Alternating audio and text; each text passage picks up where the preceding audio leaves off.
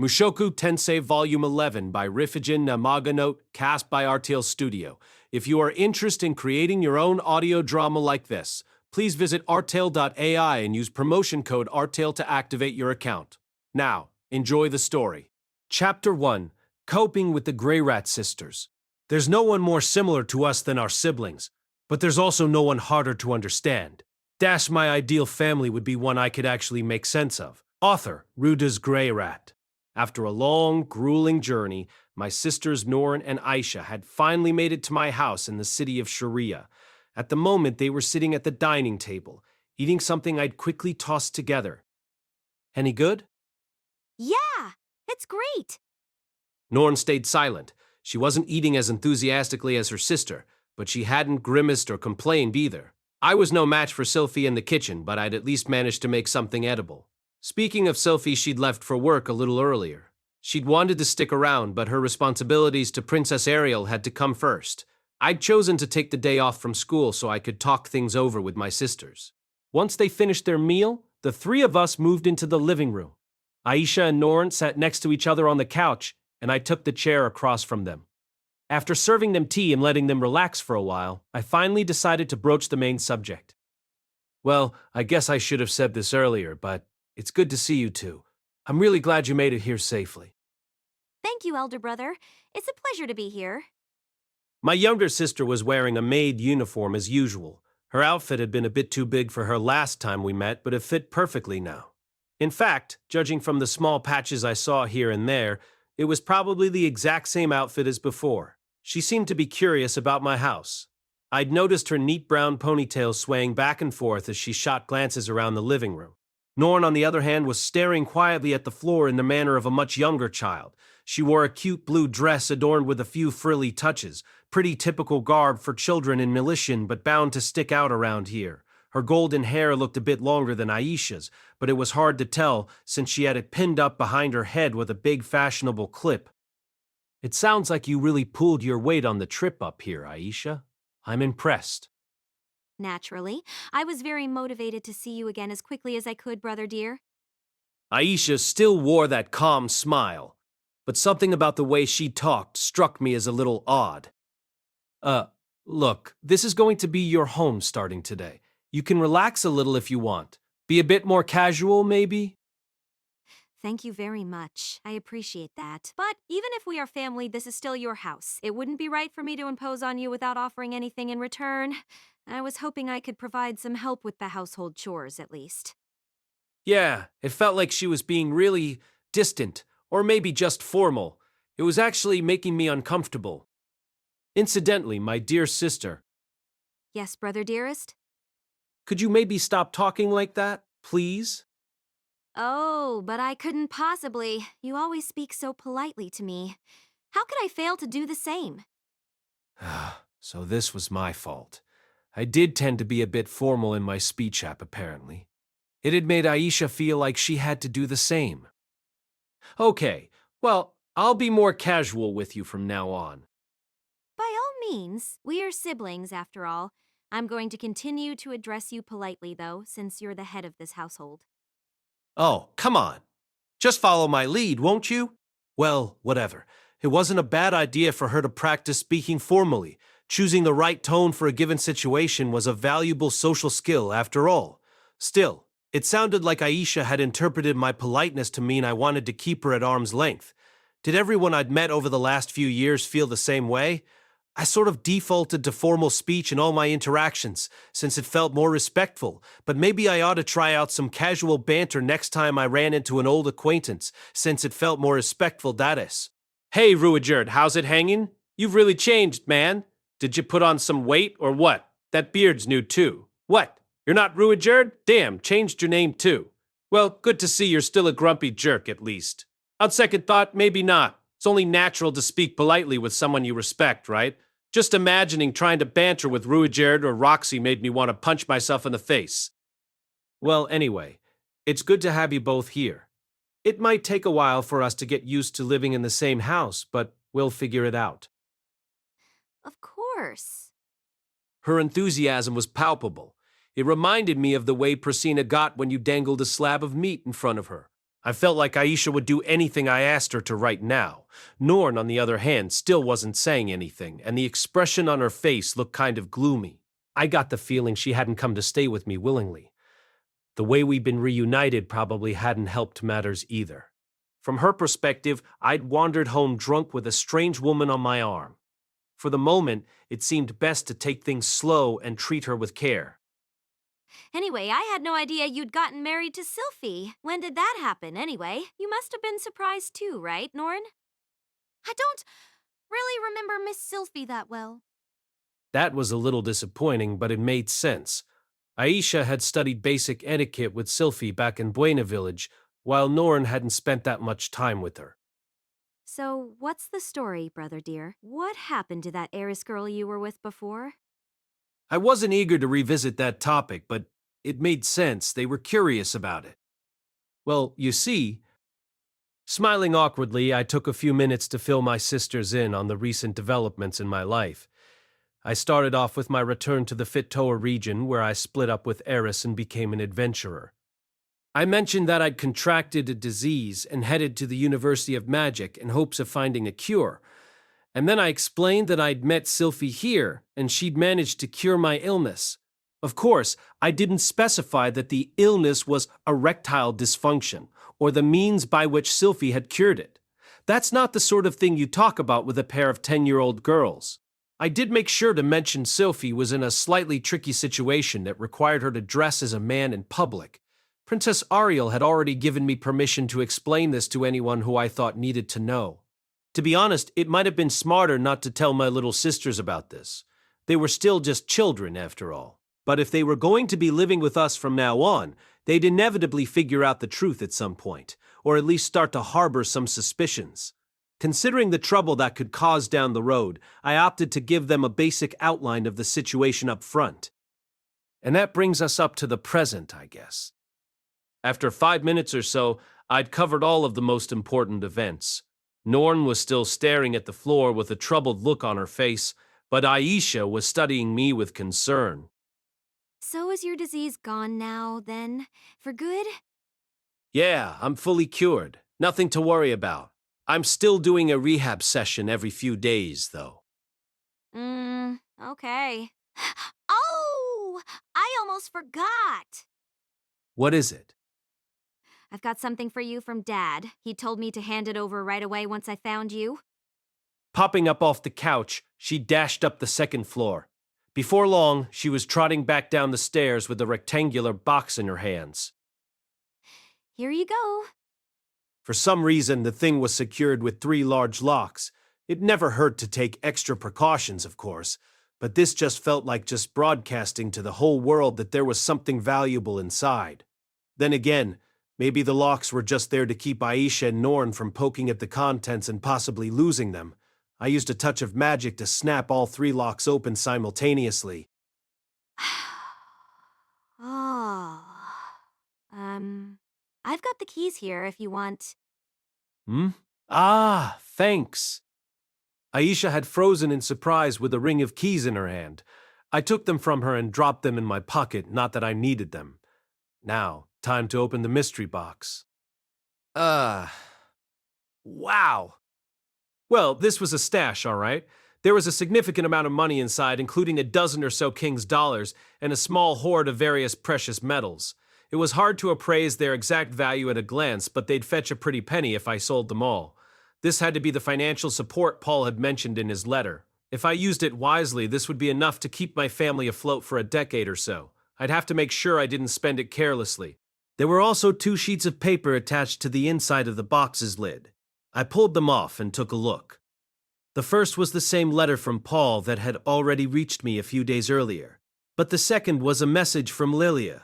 It went into some detail about the current state of Aisha and Norn's education and elaborated on what she saw as their flaws.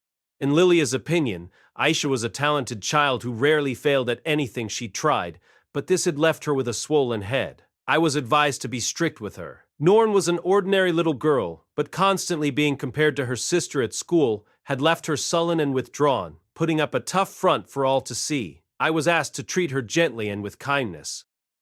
It felt like Lilia was being kind of harsh on her daughter for some reason. She still seemed to view herself as Paul's mistress or lover, rather than his second wife. Maybe that had something to do with it. Honestly, my gut instinct was to treat my little sisters as equally as possible. Still, according to this letter, Aisha really was a remarkably talented kid.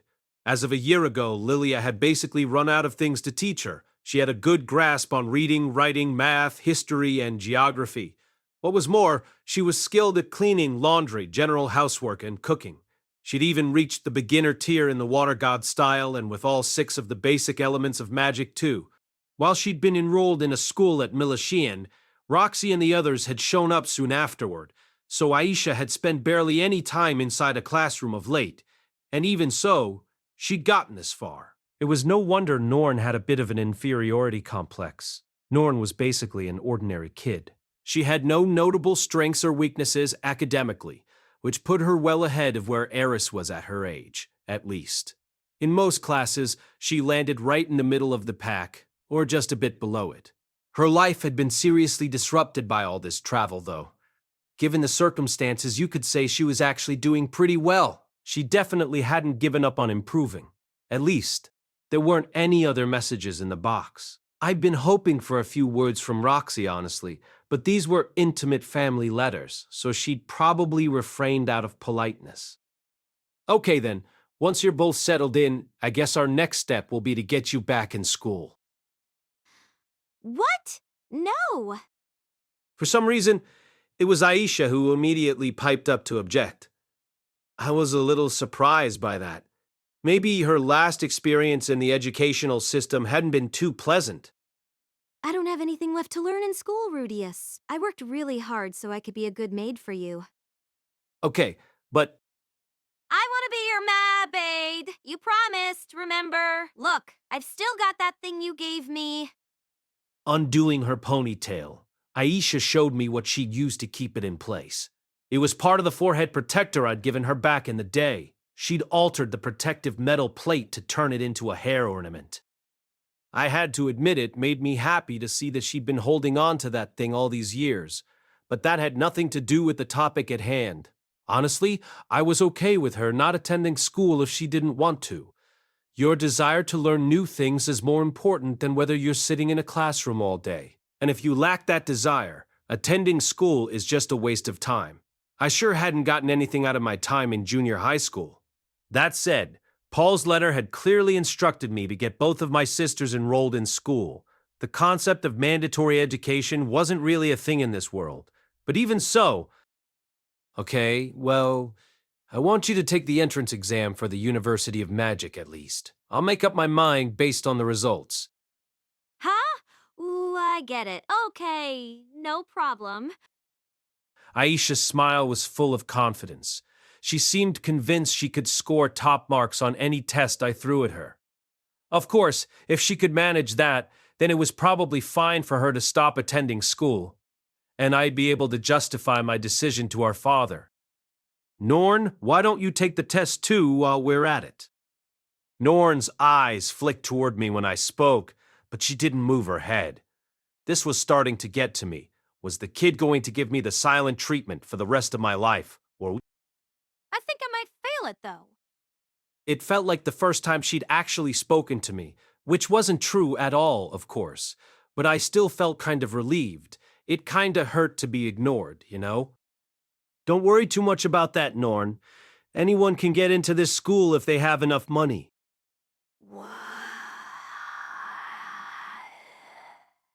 What? I don't want you to buy me a spot. Whoops! Guess I made it sound like I was going to sneak her in through the back door. Hey, Norn! You shouldn't talk to Rudeus like that. You heard what he said, didn't you? He said he's going to bribe someone to let me in. Well, maybe if you could take a test to save your life, he wouldn't need to. Are you calling me stupid?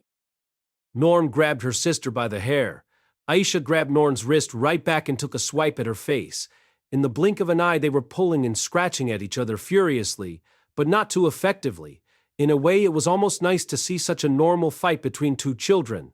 Better than one of them punching the other in the jaw, then straddling them for a brutal pummeling. That said, though a little scrap wasn't the world, this one was my fault. I needed to intervene. Cut it out, you two! The words came out sharper than I'd expected. The two of them jerked in surprise and instantly stopped moving their hands.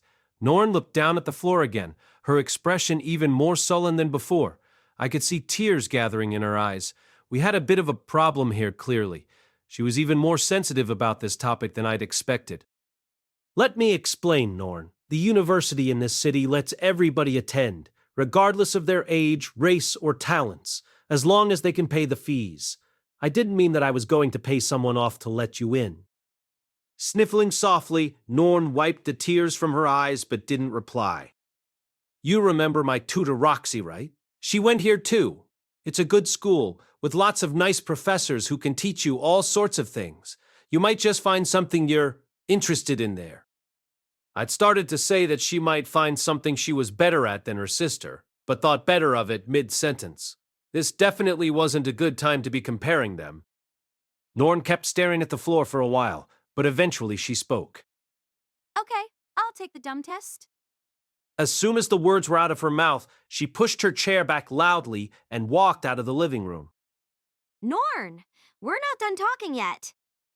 Oh, shut up! Norn stomped her way up the stairs. A few seconds later, a door slammed shut up on the second floor. This was going to be tricky, all right? The girl was clearly at a tough age, and she had a prickly personality. I wasn't sure how well I was equipped to deal with her. Honestly, Norn never changes. It's such a hassle having to indulge sulky children. Don't you agree, Rudeus? We had some issues on this front too, though. This kind of attitude wasn't going to help matters at all. Aisha, Yes? I don't want you insulting Norn like that, especially not about her performance in school. What? But she's barely even trying, Rudeus. It might look that way to you, sure, but I think she's doing her best in her own way. Well, if you say so, I'll try to keep my... That was nice to hear, but she didn't sound especially willing. Anything I said probably wouldn't be too convincing, right now. I didn't know either of them very well, and I didn't have the faintest clue how to deal with 10-year-old girls either. This was going to be a rocky road.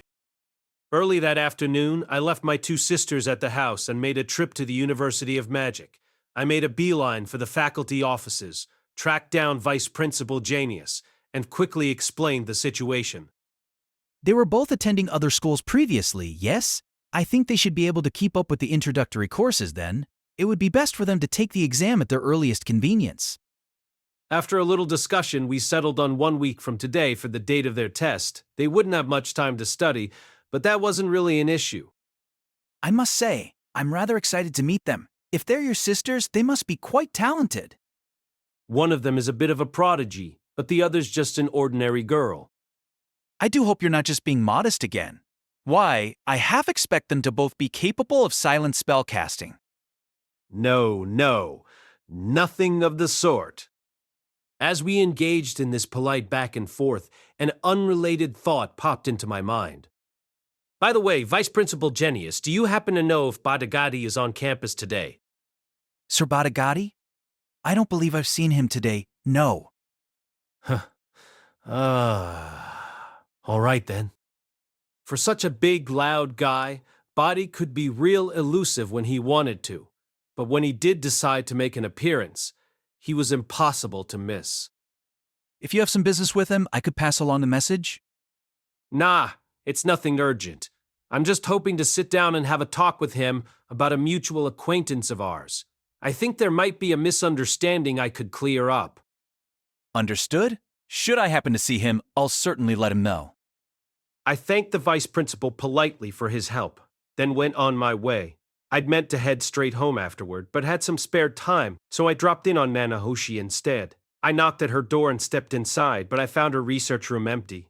That was unusual at this hour. The girl was basically a shut-in, after all. I took a peek in her dedicated experiment room, but she wasn't in there either. I'd been strictly forbidden from entering her bedroom, but I knocked on the door just in case. Gah! A long, miserable groan emerged from inside. It sounded like she was in distress. I hesitated, wondering if I should try to enter. But after a little while, Nanahoshi opened the door herself. Her face was alarmingly pallid. Hey, are you all right? My head is killing me. She stinks of booze. Come to think of it, it was no surprise she was hungover. She'd really gone for broke last night. If anything, she was lucky she hadn't given herself alcohol poisoning. Come sit down for a second, Nanahoshi. I'll fix you up. I dragged my stumbling friend into her experiment room, seated her in a chair, and then took her head between my hands. After leading off with a basic detoxification spell, I added a little healing magic to help with the pain. Thanks, Rudeus. I owe you. Shaking her head slowly, Nanahoshi pressed her fingers to her temples. After a moment, she turned and put on the mask she'd left lying on her table. I was speaking to Silent 7-Star now, apparently. Anyway, is there something you need from me? If it's about your reward, it's not ready yet. I'd appreciate a little patience. Her words were as cool as ever, but there was a hint of embarrassment in her voice. Could she be one of those kuderes I'd heard so much about? I don't need anything. My 2 little sisters showed up at my house all of a sudden, so I came by campus to arrange for them to take the entrance exam. I just stopped by to see you since I was in the neighborhood. Your sisters? Wait, are these your sisters from the other world? Were they brought here as well? Nah, they're my sisters from this world. They were born and raised here. I see. Well, if they're your sisters in this world, I imagine they're quite adorable. Wait, are you complimenting my looks or something? By the standards of our old world, you're an objectively handsome man. I don't know what you look like on the other side, but right now you could pass for an European model. Wouldn't you agree? I guess. Wasn't expecting that. I had to watch my step around this girl. In my past life, I might have assumed she had a thing for me. But I wasn't a virgin anymore, damn it. I wasn't even... How old are they? They're both 10, I think. I see. I've got a little brother about the same age, actually. But I suppose he's older than me now if time's passing at the same rate back home. It was hard to tell through the mask, but she sounded nostalgic, probably remembering her life in Japan. Personally, I didn't have many pleasant memories associated with the word brother. Well, now you've got me craving pudding. What? Where did that come from? Do you have fond memories of pudding or something? The little jerk used to eat the ones I'd put in the fridge for later. Classic little brother stuff. It didn't strike me as the sweetest of memories, but it had Nanahoshi homesick, clearly. She was looking up at the ceiling, holding back tears. I averted my eyes to avoid embarrassing her. Well, anyway, I'll stop by again soon, okay? All right. Sorry for all the trouble earlier, by the way. You've improved my opinion of you quite a bit. Just don't fall in love with me, kid. You'll get burned. Excuse me? Are you even hearing yourself right now? Come on! That was supposed to be a laugh line. Once I gave her the cue, Nanahoshi did chuckle a little, but it sounded kind of forced. Kids these days. No appreciation for the classics. At any rate, the girl clearly wasn't in any shape to be conducting experiments today. Not that I had time to help out either. We'd have to resume our research later, once things had calmed down a bit. Once the school day was over, I met up with Sylphie and we headed home together. I wanted to get her advice about Norn and Aisha. She was much closer to their age, so I was hoping she might have some insight. Before I could broach the subject, though, Sylphie spoke up. Oh, right. Let's stop by the market, Rudy. We've got more people in the house now, so we're going to need more food. Sounded reasonable enough to me. We made a little detour. As soon as we set foot inside the marketplace, the sweet smell of stewing beans hit my nose from all directions. The Commerce District market was always bustling in the evening hours. People tend to think of markets as an early morning thing, but the ones in this area sold a lot of meat supplied by hunters or adventurers. Hunters had unpredictable schedules, but adventurers tended to spend their days slaying monsters out in the forests or plains. Naturally, the meat they brought back with them in the evenings tended to go on sale at night. There wasn't much variety in the food available here, and most ingredients were fairly expensive. but the Kingdom of Renoa and the other magic nations were actually better off than most countries in this region. If you could afford it, there was at least meat available here. If you headed out further east, you'd find countries where there was little fresh food to be had at any price. Apart from the market itself, you could also find some jobs for adventurers posted in this area of the city. Most of these involved magically freezing fresh meat jobs, popular with younger university students who'd learned basic magic and needed some pocket change. Sylphie and I wandered around, picking out ingredients for dinner. I took the opportunity to fill her in about everything that had happened today. Well, I think you're right. It sounds like the two of them don't get along very well. I'm not sure what they're thinking, honestly. I guess I don't know how to see the world through a kid's eyes anymore. It's tough, yeah. Aisha sounds determined to become our household maid instead of going to school, though. You have any thoughts about that? I haven't been able to devote much time to the housework, what with everything else. So personally, I'd kind of appreciate the help. Sylphie's smile looked sincere. Nice to know she didn't see it as an intrusion on her domain or anything. The thing is, though, we're the adults here, and she's a kid. Yep. Do you think we have a responsibility to send her to school? She might end up discovering some new interests there, right? Well, maybe you're right. We could encourage her to take all sorts of weird classes and see if anything appeals to her. Sylphie paused thoughtfully and put her hand to her chin, seemingly torn between the options I'd placed in front of her. Then I followed her gaze and realized she was considering two differently priced cuts of ham. Come on, Sylphie. I'm seriously conflicted about this. At least think it through with me. I am thinking. But you know, Rudy, I'm pretty sure you're underestimating Aisha a bit. She's a very clever girl. I know. So what? Well, I think she'll do just fine for herself whether she goes to school or not. That said, maybe we shouldn't be overthinking this. Letting her do what she wants is the simplest option, right? I hadn't expected such a strong show of confidence in my sister, but Sylphie had known them when they were much younger, hadn't she? She must have seen what Aisha was capable of firsthand. I'm more concerned about Norn, to be honest. She's obviously anxious, and I think she misses your dad and Richard. We have to make sure we take good care of her, okay? Yeah, you're right about that. Sylphie's voice was calm, her words reasonable and measured. It made me realize how flustered I was in contrast. My wife really was a reliable woman. This felt like I was being given advice by my old friend, Master Fitz, which I was, in a way. So basically, we give Aisha the freedom to do what she wants and put Norn on rails for the moment? On rails?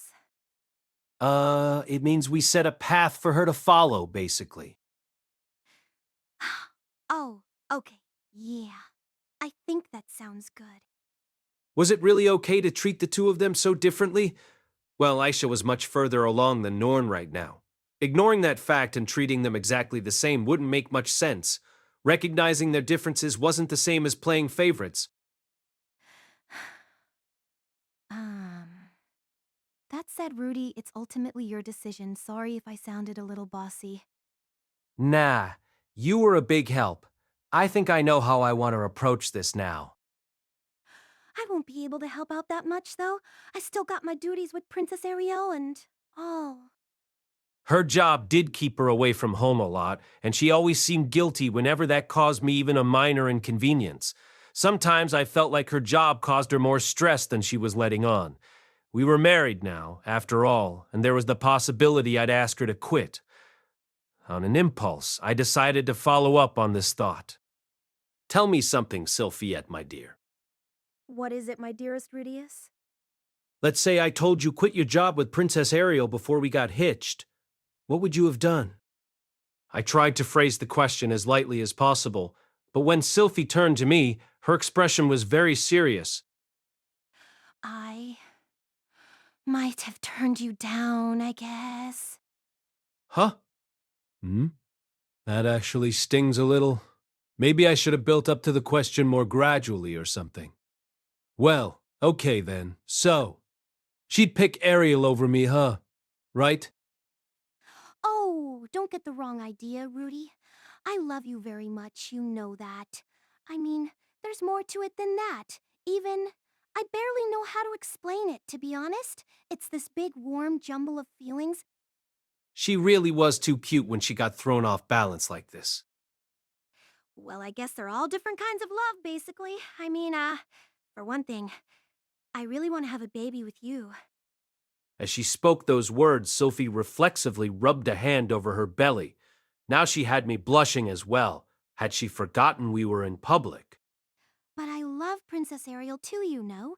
In a different way, of course. She's a really dear friend, I guess. I hadn't actually heard her put her feelings about Ariel into words before. Now that she got started, though, the words kept coming. Princess Ariel might look perfect from the outside, but she has plenty of flaws and weaknesses. I know you'd be just fine without me around, Rudy, but if the princess didn't have me and Luke keeping an eye on her, she wouldn't last a week. I couldn't bear to just abandon her. But you know, being married to you is, well, it's kind of a dream come true for me. I don't want to give that up either, as long as you'll still have me. Sophie seemed to be under the impression that it was unfair of her to even ask this much. Rather than choosing between me and Ariel, she felt like she was taking advantage of my kindness to have her cake and eat it too. Maybe that was why she was always so accommodating when she was with me. It was all completely ridiculous, of course.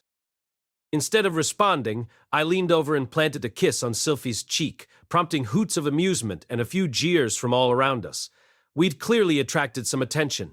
Blushing red out to the tips of her ears, Sophie quickly put her sunglasses on. Master Fitz was cuter than ever these days. After a few minutes, my wife managed to calm down enough so that we could resume our grocery run. We drifted off the main topic at some point, but at least I'd gotten her advice on the most important short-term problems. With any luck, she'd hit it off with Norn and Aisha. That would be a big help. I wasn't too confident I'd ever be able to understand the mind of a preteen girl. Anyway, I might have to lean on you for help with those two sometimes, Sophie. I'm not great with girls. That's okay. We're married, remember? I'll help you out any time you need me. Sophie's smile was downright radiant. It was nice to have such a charming and reliable wife in my life. Of course, she seemed to think Princess Ariel would be lost without her, whereas I'd be fine on my own. That was interesting. By the same token, though, Sophie could surely manage just fine without me around. In that respect, at least things were no longer like the old days. 1 week later, Aisha took her entrance exam as scheduled and earned a perfect score. Chapter 2, The Liven Maid and the Boarding School Student. That afternoon, I walked home with Norn and Aisha from the University of Magic. They'd both taken a standard written test. It was a general exam given to most potential students regardless of their age. Some sections covered various academic subjects, while others covered the 6 fundamental disciplines of magic. It didn't sound anything like the test I'd been given, but that was only to be expected. In any case, Aisha had aced her exam. The Kingdom of Renoa had some fundamental cultural differences from Milis. I was pretty sure the curriculum they taught their children was at least a little different, and yet Aisha had scored perfectly on the first test she'd ever taken in this country. I had to admit I was impressed. Janius likewise had been so shocked to see a 10-year-old perform so well that he'd offered to admit her in as a special student under certain conditions. But of course, that wasn't what I'd promised my sister. All right, then. I held up my end of the bargain. I'm now officially your servant, Rudeus. You really want to become the family maid then, even though you're a part of the family? No. I'm your maid, not the family's. So her goal was to be her brother's personal servant. That struck me as a little bizarre, but I couldn't exactly back out of the bargain now. Well, all right. In that case, make sure you do what I tell you from now on, okay? But of course, I'm at your disposal, Master. It was kind of nice to hear a girl calling me that for once, rather than Zenoba. If it wasn't my little sister saying it, I'd probably have gotten excited. Let's just put aside the fact that I was currently a married man. That said, let's keep an open mind about your future. If you end up wanting to study something, just let me know. Well, I'm sure there are a few things I still need to learn. Perhaps you'd be so kind as to teach me personally, young master. I caught her drift, but decided it was easiest to play dumb. If the kid ever came out and asked me to teach her how to make babies, I'd have to sit her down and give her a thorough sex ed lecture. Without any hands-on demonstrations, of course. By the way, is there a reason you're calling me master, all of a sudden? Well, I'm going to be your servant from now on, sir. It's only natural that I address you appropriately. Oh, great. Now she was back to the ridiculous formal language. I liked it better when you just called me Rudeus, to be honest. Can't we stick with that?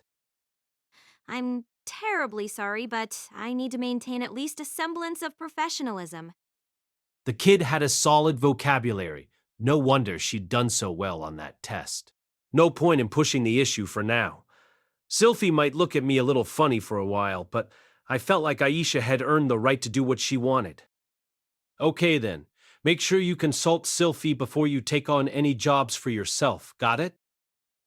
Of course, my mother taught me all about the duties of a maid, I assure you. Leave everything to me.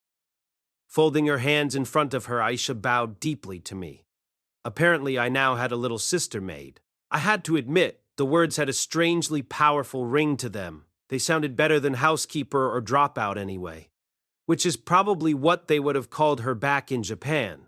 Norn's results had been completely ordinary. From what Jenny has told me, she'd scored slightly below average for her age. To be fair, the kid had spent a solid year traveling to this city, and then I'd thrown a test at her before she even had time to get her bearings. She'd probably have done much better if I'd arranged for a few tutoring sessions first. In other words, she'd performed just fine, except in comparison to Aisha. I didn't see the need to read too much into this. We just have to help her improve bit by bit. She might never be at the very top of her class, but what did that matter? As long as she learned the basic skills she needed to function in society, that was good enough for me. You don't have to stand out from the crowd to live a happy, fulfilling life. Do you have any thoughts on what you'd like to study, Norn? My sister didn't respond. She was hanging her head again, pouting slightly as she avoided my gaze. It didn't seem like she was warming up to me at all. I'd been hoping to break the ice between us, but I had no idea where to start. I don't know all the options that well off the top of my head, I guess, but I think you usually start off with 2 or 3 years of general classes before you have to pick a department anyway. The university has a lot of interesting introductory courses, so maybe you can try a bunch and see if there's a subject you like. Oh, and if nothing particularly interests you, you could always go with healing magic. Our mom used to be a healer too, remember? There aren't many healers in these parts, so you could land a job easily once you graduate. Norn wasn't responding to anything I said, so I ended up prattling on for quite a while in this vein. Eventually, I noticed that she was looking at me with an expression that suggested she wanted to speak. I shut my mouth and waited. I think I want to try living in the dorms there. Her voice was tense and anxious, but she'd managed to get the words out. I took a moment to think over what she'd said. The dorms, huh? It would have been easy enough to flatly refuse, but I resisted the impulse. It had obviously taken a lot of courage for her to even raise this subject. My initial reaction was that she was just too young. 10-year-old girls didn't usually strike it out on their own. However, living in the university dorms wasn't quite the same as renting a place of your own. You almost always had a roommate for one thing. Norn knew almost no one in this city, and she didn't have any friends here. If she lived in the dorms, that could change quickly. Her age might be a bit of a problem on that front, but the university was open to students of all ages. I knew for a fact that there were some kids even younger than her living there. The dorms were a safe environment with some fairly clear rules everyone had to follow. Even a child of Norn's age could live comfortably there, in theory. Personally, I would have liked to get to know my sister better by living with her, but from the looks of things, forcing her to stick around might just make her resent me even more than she already did. In my previous life, I'd spent many years as a shut-in. I'd refused to engage with the rest of the world, locking myself up in my room instead. For a while, my family tried all sorts of schemes to get through to me. They tempted me with expensive gifts, bought me delicious food, and talked about my future in bright, optimistic tones. And every single time, it just made me withdraw further from them. It felt like they saw me as an animal in need of training, rather than a human being. I didn't want Norn to feel like that. I didn't want her to feel trapped here. I didn't want us both to be on edge every single day, trying to read each other's moods and thoughts. Maybe it would be better for me to keep an eye on her from a distance. If she found a place where she could feel a little more comfortable, maybe it would be easier for us to see each other clearly. There was the Aisha thing to consider, too. She tended to be condescending with her sister. I'd warned her to be careful, but she didn't even seem aware that she was doing it half the time. Fixing that was going to be a long-term project. As long as she was living in this house, Norn would be constantly exposed to her sister's scorn. And she'd see me, the brother she despised, every single day. On top of it all, both Aisha and I both had some unusual natural talents.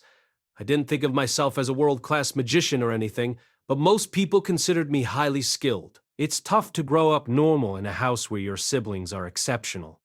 I'd been through that myself the last time around. In the worst-case scenario, I could go so far as to imagine Norn running away from home someday, and I knew how badly that might turn out, especially for a young girl. Some sick bastard might take her in and start demanding favors or something. Compared to that, she'd be much better off moving into a safe dorm room now. Sylphie spent a lot of time in those dorms too. She did come back to stay here every third night, but in between those visits, she stayed with Princess Ariel. If something came up, she'd be right there to help Norn out. And fortunately, Norn seemed to like her. Maybe they'd opened up to each other in the bath that first night or something. The more I thought about this, the more it sounded like a decent idea. 10 was a young age to be living in a dorm, but the experience might be good for her. She'd have to learn how to socialize and cooperate with other kids around her age. Okay, Norn, if that's what you want, I think I can arrange it. I'll submit the application for you. Wait, what? Why are you letting her do what she wants? She didn't even get a good score. So much for all that talk about professionalism. You must have slipped her mind at some point in the last 5 minutes. Aisha, I worked really hard for this, Rudeus. It isn't fair. I could understand where Aisha was coming from. From her perspective, it must have looked like I was playing favorites with Norn. As far as Aisha was concerned, she'd earned the right to do what she wanted by getting a perfect score on her test. I had to assume she'd done a lot of secret studying over the last week to make that happen. Norn, on the other hand, hadn't done much of anything, but I'd decided to give her what she wanted anyway. It must have seemed blatantly unfair. What had my parents in my past life said when I kicked up a fuss about things like this? I couldn't remember exactly, but I felt like it was mostly just variations on "you'll do what you're told" or "we know what's best for you, young man." Had those words ever satisfied me? Well, no. Would the stern approach work on Aisha then? Nah, probably not. She was a very clever kid, of course. If I explained my reasoning in detail, she might understand. Maybe, if I was lucky, it couldn't hurt to try and talk this out, at least country. Aisha, I'm not rewarding Norn for anything. I just gave it some thought, and I came to the conclusion that living in the dorms might be what's best for her. But Norn doesn't know anyone in this city yet, and I don't think she likes being around me that much either, unfortunately. I don't want to keep her trapped in this house if she's going to be miserable here. But Dad said we're supposed to live That was a decent point. Now I sort of felt tempted to take it all back. No, that wouldn't be right. My job here wasn't to follow my marching orders blindly. Paul made plenty of mistakes himself, right? My judgment wasn't perfect, of course, but I had to trust it for now. I'm still going to take care of her, of course. You're both my family, and I'm here for you no matter what. But it seems like Norn isn't happy here, and I think living in the dorms might help her find her footing. Now it was Aisha's turn to hang her head in sullen silence. For some reason, there were tears in her eyes. Are you being nicer to her because my mom's just the mistress? The question took me completely by surprise. The instant I heard the word mistress, though, I knew we were in some dangerous territory. Lilia isn't a mistress, Aisha. Who told you she was? Was it Dad? I hope it wasn't Norn. Mom said it herself, and Norn's grandma said it too. The tears were rolling down her face now. Lilia and Norn's grandma. So Zenith's family, then. It was one thing for Lilia to put herself down. I knew she still felt guilty about the whole thing.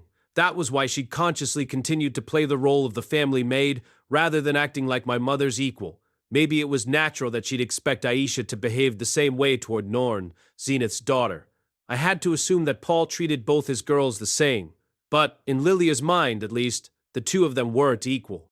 As for the Latria family, from what I'd heard, they were an aristocratic house with a storied history.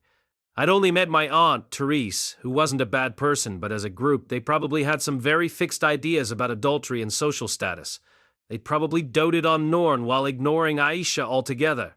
They weren't related to her by blood, after all. Logically, it was hard for me to blame them or Lilia for their actions. Do you like her better because I'm just your half-sister? But whatever their reasons, they'd still hurt an innocent child. I'd been operating under some mistaken assumptions here. Neither of my sisters was going to be easy to take care of. Aisha, I've never thought of Lilia as my dad's mistress. And as far as I'm concerned, you and Norn are both my sisters, plain and simple. But I studied so hard for that test. I tried so hard and Norn just gets to...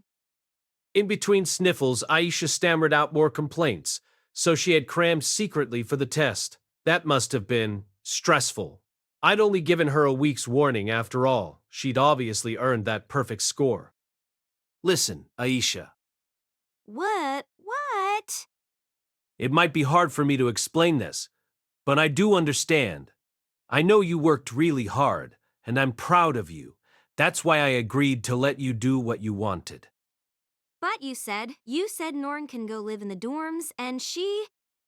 Aisha sniffled loudly at this point, letting her lower lip quiver. It was an effective technique, but I didn't back down. I wasn't actually being unfair here. That's different, Aisha. I'm taking this on a case-by-case basis, okay? If you told me you wanted to go live in the dorms right now, you'd have my permission to do so. But if Norn said she wanted to stay here and do housework instead of going to school, I wouldn't allow that. You earned the right to do that with your score on that test. Aisha frowned and fell silent, and after a painfully long pause, she finally replied, Okay. My arguments clearly hadn't satisfied her, but she'd ultimately accepted them. Norn just looked on quietly, not looking particularly happy herself. If nothing else, I felt like I was beginning to get a sense of the situation here. Zenith's family had treated Aisha as the illegitimate daughter of Paul's mistress, and Aisha had channeled that into trying to be better than Norn at everything. My dad probably hadn't treated them differently, but circumstances still drove a wedge between them. Their relationship had been twisted out of shape long before they reached me. Still, the Latria family was a very long way from us now. No one in this city was going to sneer at Aisha because of who her mother was. As long as I played my part carefully, this problem would eventually fade away. By the way, Norn, there is one condition on that offer. I want you to come visit us here once every 10 days, at a minimum. Why? Because I'm worried about you. Also, I had a responsibility to keep an eye on her. It wouldn't feel too good to tell Paul that I tossed his darling daughter into a dorm and then forgot about her. Okay then. Now that we'd finally worked out an initial plan, it was time for us to rearrange our lives to accommodate it. I arranged to have Norn enrolled at the University of Magic, and I applied to secure her a spot in the dorms. Of course, I also explained the situation with Sylphie and asked her to help Norn out if she ran into any trouble there. What? You're really going to push Norn away like that? Sylphie was critical of my plan at first. Her first impulse was to keep Norn in our house so we could shower her with affection until she started to trust us a little more. It wasn't an unreasonable option, but based on how uncomfortable Norn had looked in that first week, I couldn't convince myself it was our best bet. I think Aisha and Norn might be better off living separately for a little while. It seems like my mom's family gave Aisha a hard time about being the daughter of a mistress, you know? I don't want to push Norn away, but I think they both need some space right now. Well, I didn't know any of that. All right then. I guess I'll just have to keep an eye on Norn whenever I can. Sylphie wouldn't be there every day, but it was better than nothing. Hopefully, this would all work out for the best. Aisha, for her part, quickly assumed her new role as our household maid. She was very good at it too. As soon as she started taking over the housework, our lives got noticeably easier. She was already handling both the cleaning and the laundry, which basically meant all my chores had disappeared. I couldn't rub my face against Sophie's dirty underwear anymore, but I just have to deal with that as best I could. Sophie was still in charge of the grocery shopping and the cooking, at least. That was one role she wanted to hold on to, but Aisha was always there to help her out. Apart from these primary tasks, my new maid also began to deal with a number of things that had never even occurred to me before. She went around greeting our neighbors, for example, and arranged to have our chimney swept. The girl was sharp as a tack and a hard worker to boot. She excelled at everything she put her mind to, and I never saw her make a major mistake. I had to imagine a lot of work went into maintaining that image of perfection. For whatever reason, it seemed she was serious about making this maid thing into her full-time occupation. When she was on the job, she dropped the clingy little sister act and turned into an almost robotic professional. Lilia's training had obviously been very thorough.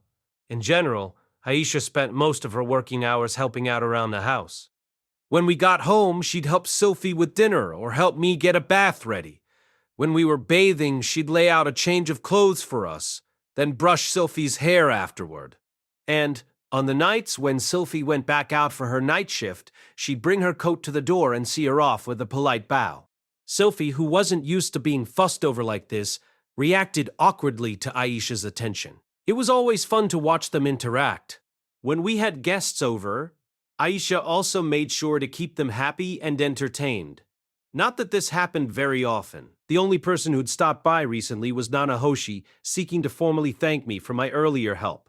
She'd apparently ordered something for me as a reward, the magic circle for a specific summoning spell that I might find helpful. She promised to hand it over and explain how to use it before we moved on to the second stage of her experiments.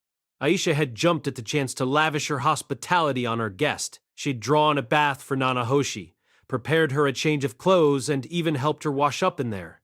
Nanahoshi had seemed distinctly aggravated by all the attention. When she left, she'd grumbled something at me about what a monster I was for working my own little sister to the bone. I think she preferred her baths to be peaceful, quiet, and solitary. I'd have to remember to ask Aisha to give her some privacy in there next time. The girl didn't even relax after dinner. When I settled down in the living room, she'd bustle around keeping the fire roaring or bringing me warm drinks. To be honest, it felt kind of weird to have my own sister acting like my personal servant. But Aisha seemed happy with the arrangement, so I was willing to let things continue like this for a while. I didn't want to force her to do anything she didn't want to. After reaching this conclusion, though, I remembered my theory that your mana capacity is partially determined by how much you use magic as a child.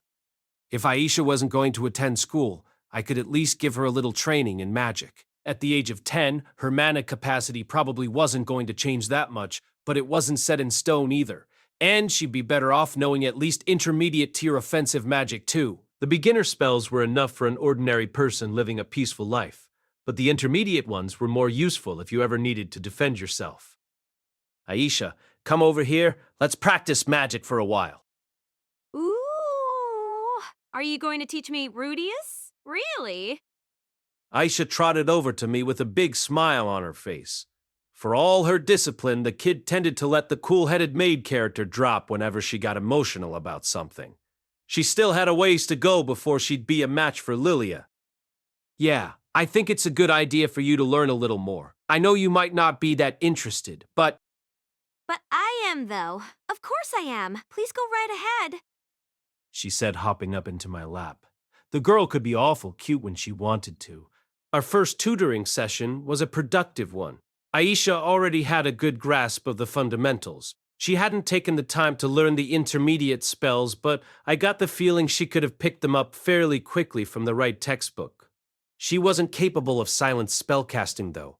10 was probably too late to learn that particular skill.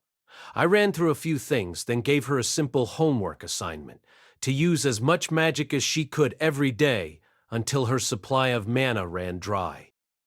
Can I sleep with you tonight, Rudeus? After seeing her break down in tears the other day, I couldn't bring myself to say no. And it wasn't like it could do any harm anyway. Sure thing. Come on. Without a word of complaint, I pulled back the covers and made room for her. Aisha was smaller than Sylphie, of course, but also warmer.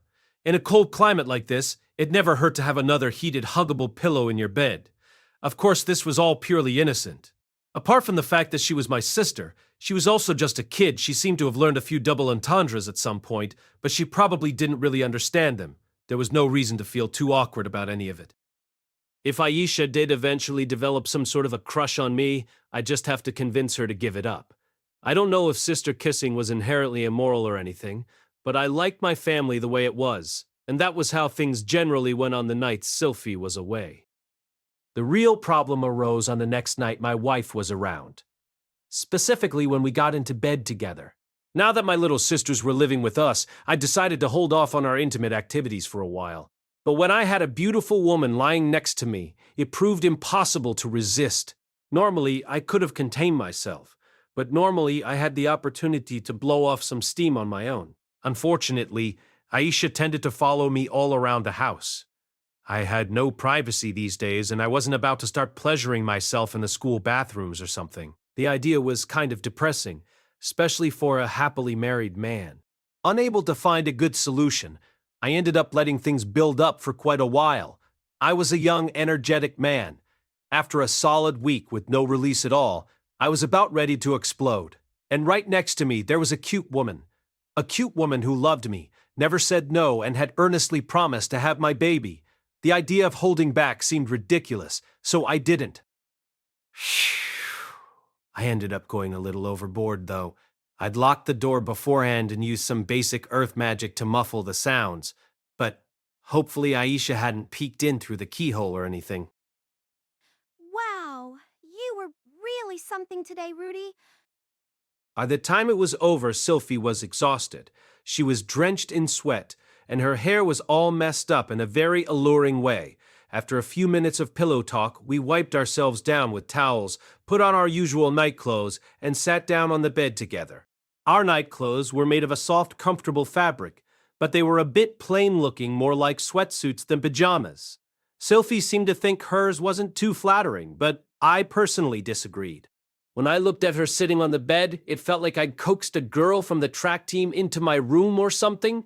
The lack of explicit sexiness only made it more exciting. You wouldn't get this effect with flashy red lingerie like the set Eris had, or with a curvier girl like Linnea or Persina. Plainer clothes just worked on Sylphie for some reason. What's up, Rudy?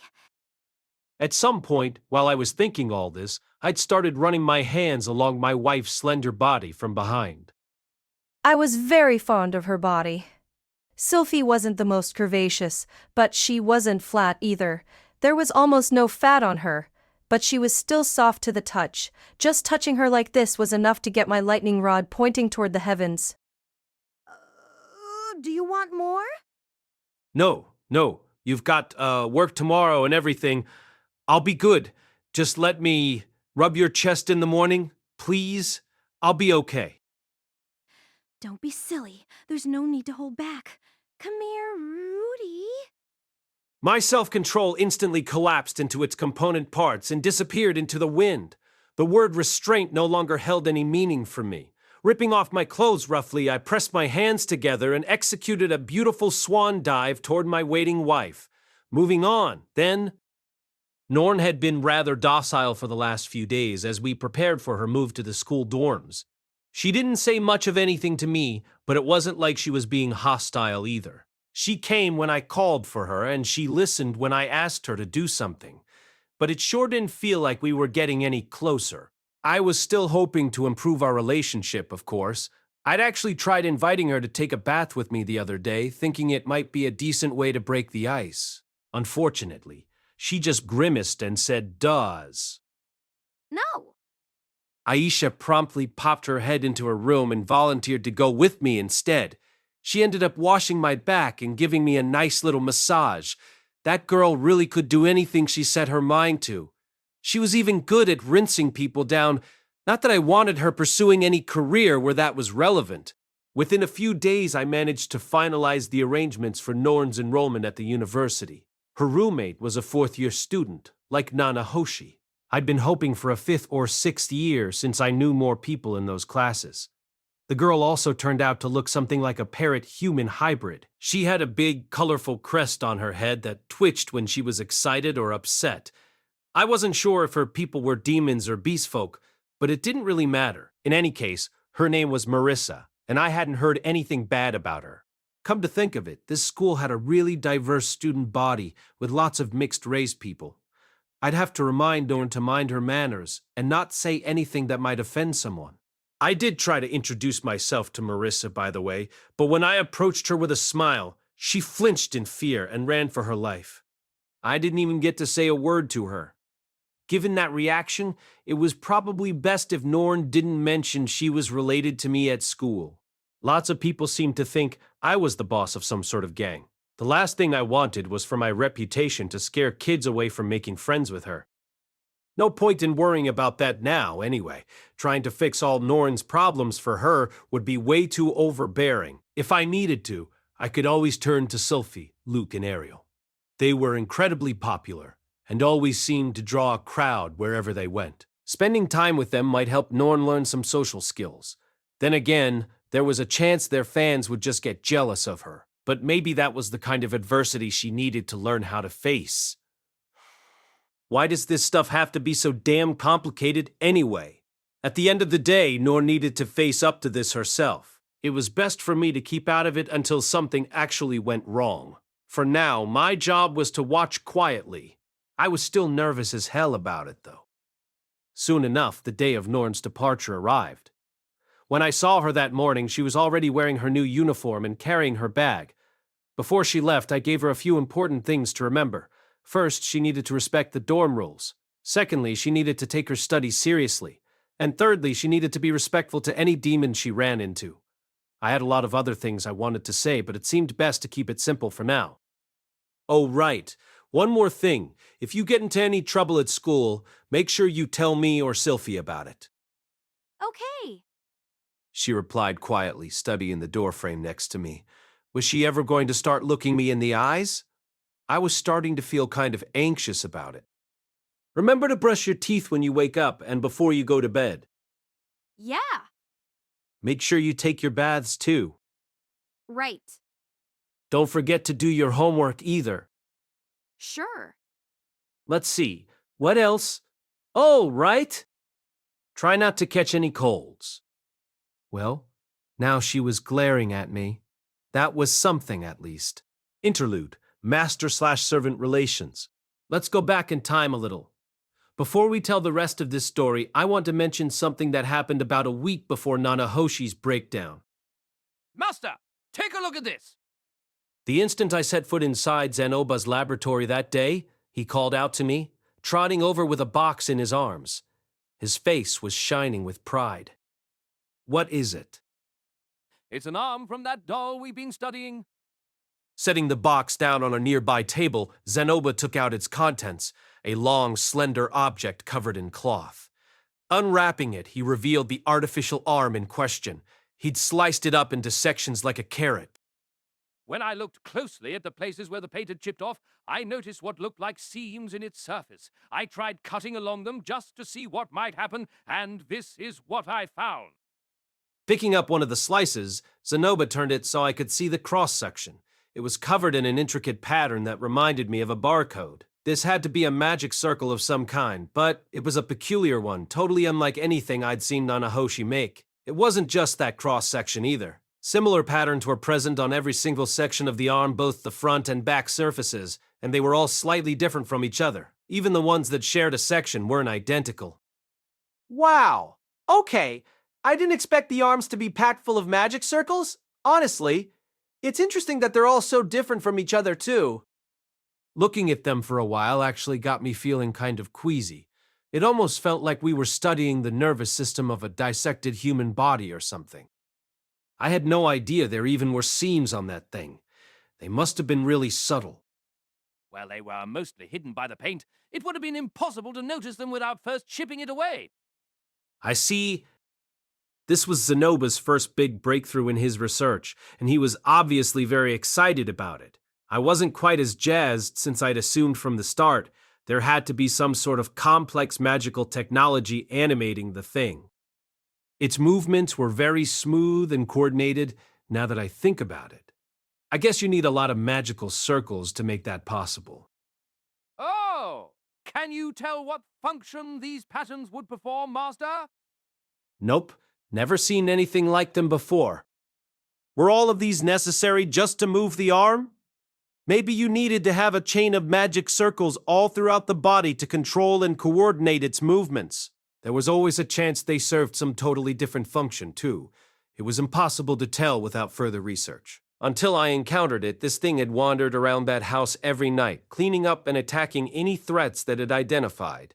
Once its cleaning routine was over, it returned to its home base. When you thought about it, those were some very complex behavioral patterns. It was smarter than your average robot vacuum and significantly more violent. Not something you could create by etching a couple magic circles on its head or torso, I had to imagine. My goal here wasn't just to create a magical Roomba. I wanted to make dolls that could move. I wanted some for myself, and I wanted to sell some for profit. They definitely command a high price on the market. I wasn't looking to become a millionaire or anything, you understand.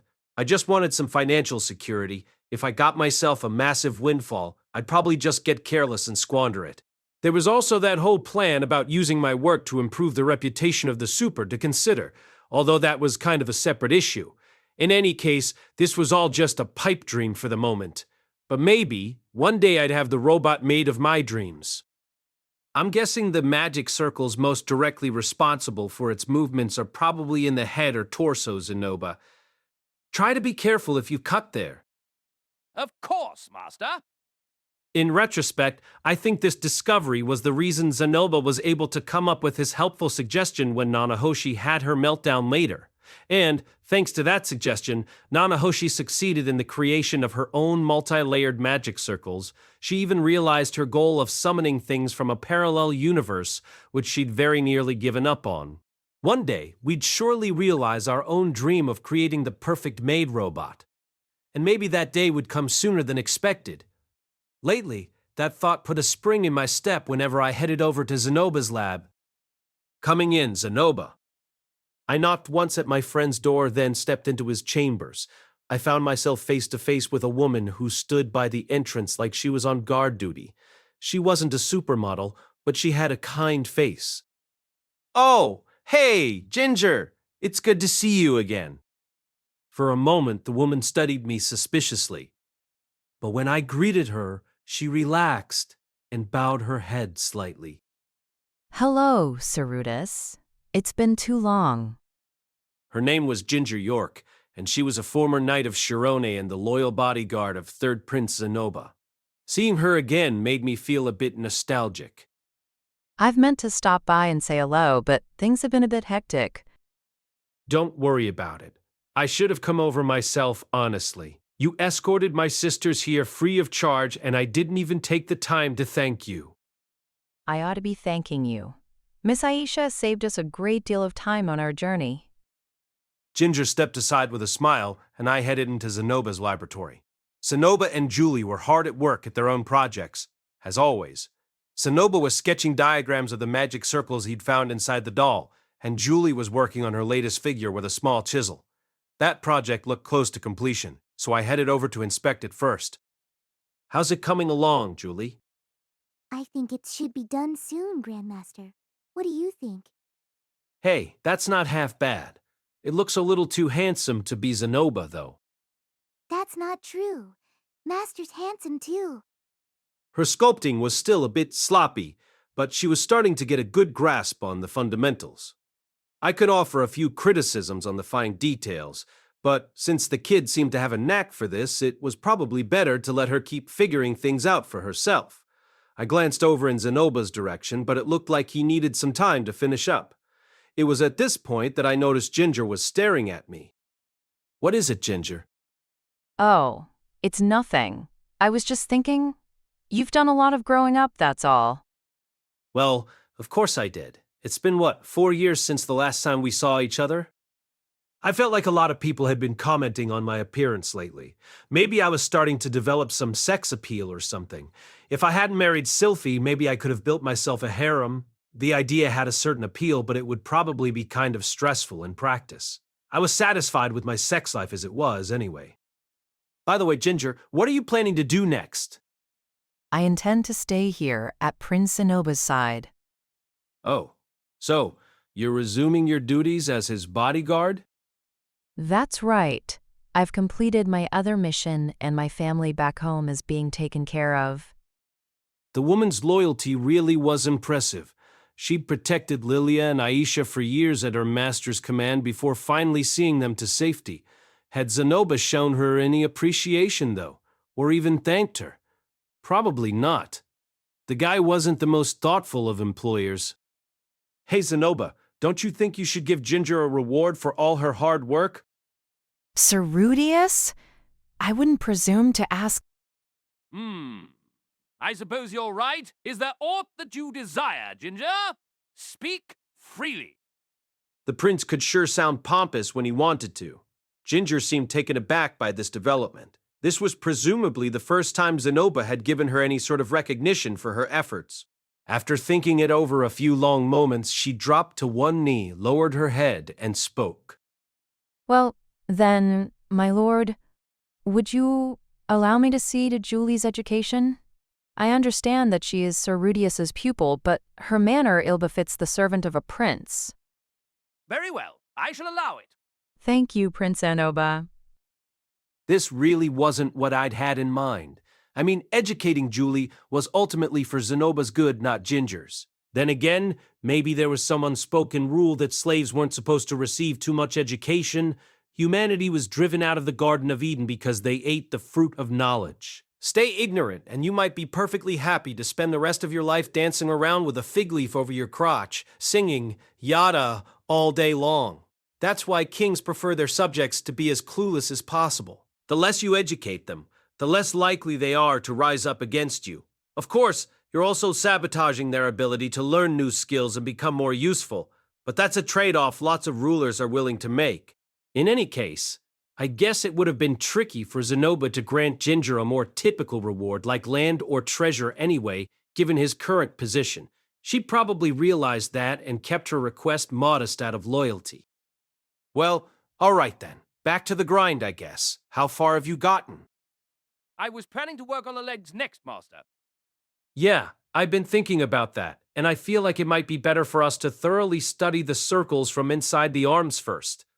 I mean, it's not like you can piece the body parts back together once you've cut them open, right? Might be better to take it slow. That is true.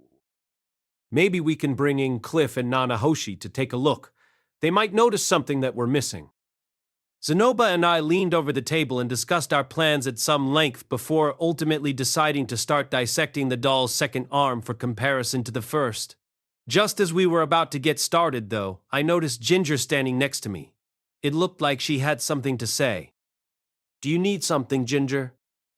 Sir Rudeus, despite his current circumstances, Prince Zenoba is a member of the royal family of Sharon. I know he is your pupil as an artist, but the way you speak to him still strikes me as less than respectful.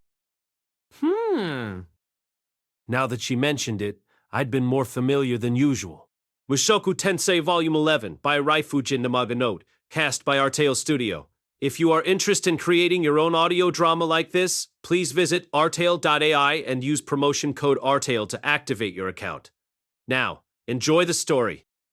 I was usually a bit more formal in my speech, but after Aisha's remark the other day, I'd unconsciously loosened up a bit. I could understand why a loyal retainer would be annoyed to hear their master addressed in that way. I just have to be more polite when Ginger was around. I suppose you're right. Sorry about that. Prince Zenoba's been a good friend to me, so I guess I just... Before I could finish my sentence, Zenoba jumped to his feet with fury in his eyes. Gingy! Springing toward his bodyguard, he grabbed her by the neck and slammed her up against the wall. Julie flinched at the sound and dropped her chisel. How dare you! Master Rudeus was finally opening up to me, and now you've ruined everything. How could you? Take it back! Apologize to him immediately! Goo! Goo! Ginger looked to be in some serious pain. Was he actually squeezing her neck? This was escalating way too fast. Zenoba, stop it! Let her go! Zenoba immediately opened his hand and let Ginger fall. His fingers had left clear red marks on her skin. Ginger tried to reach up to touch her neck, but stopped halfway, grimacing in pain. It looked like he'd broken a bone in her shoulder when he slammed her against the wall. I quickly rushed over and healed her injuries with my magic, and as soon as I was done, she kneeled down in front of me and lowered her head.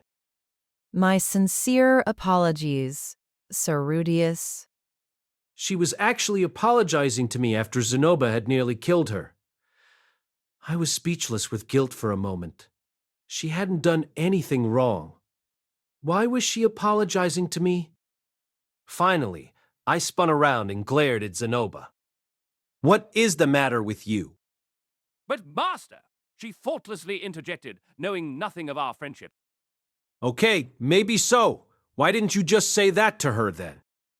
Ginger had served Zenoba faithfully for many years, and she protected my family on a long, dangerous journey through unfamiliar territory. It couldn't have been easy, but she'd come all this way out of nothing but loyalty for her exiled master. And when she made a single mistake, his reaction was to throw her up against a wall and start choking her. That was just awful. Our friendship was obviously very important to Zenoba.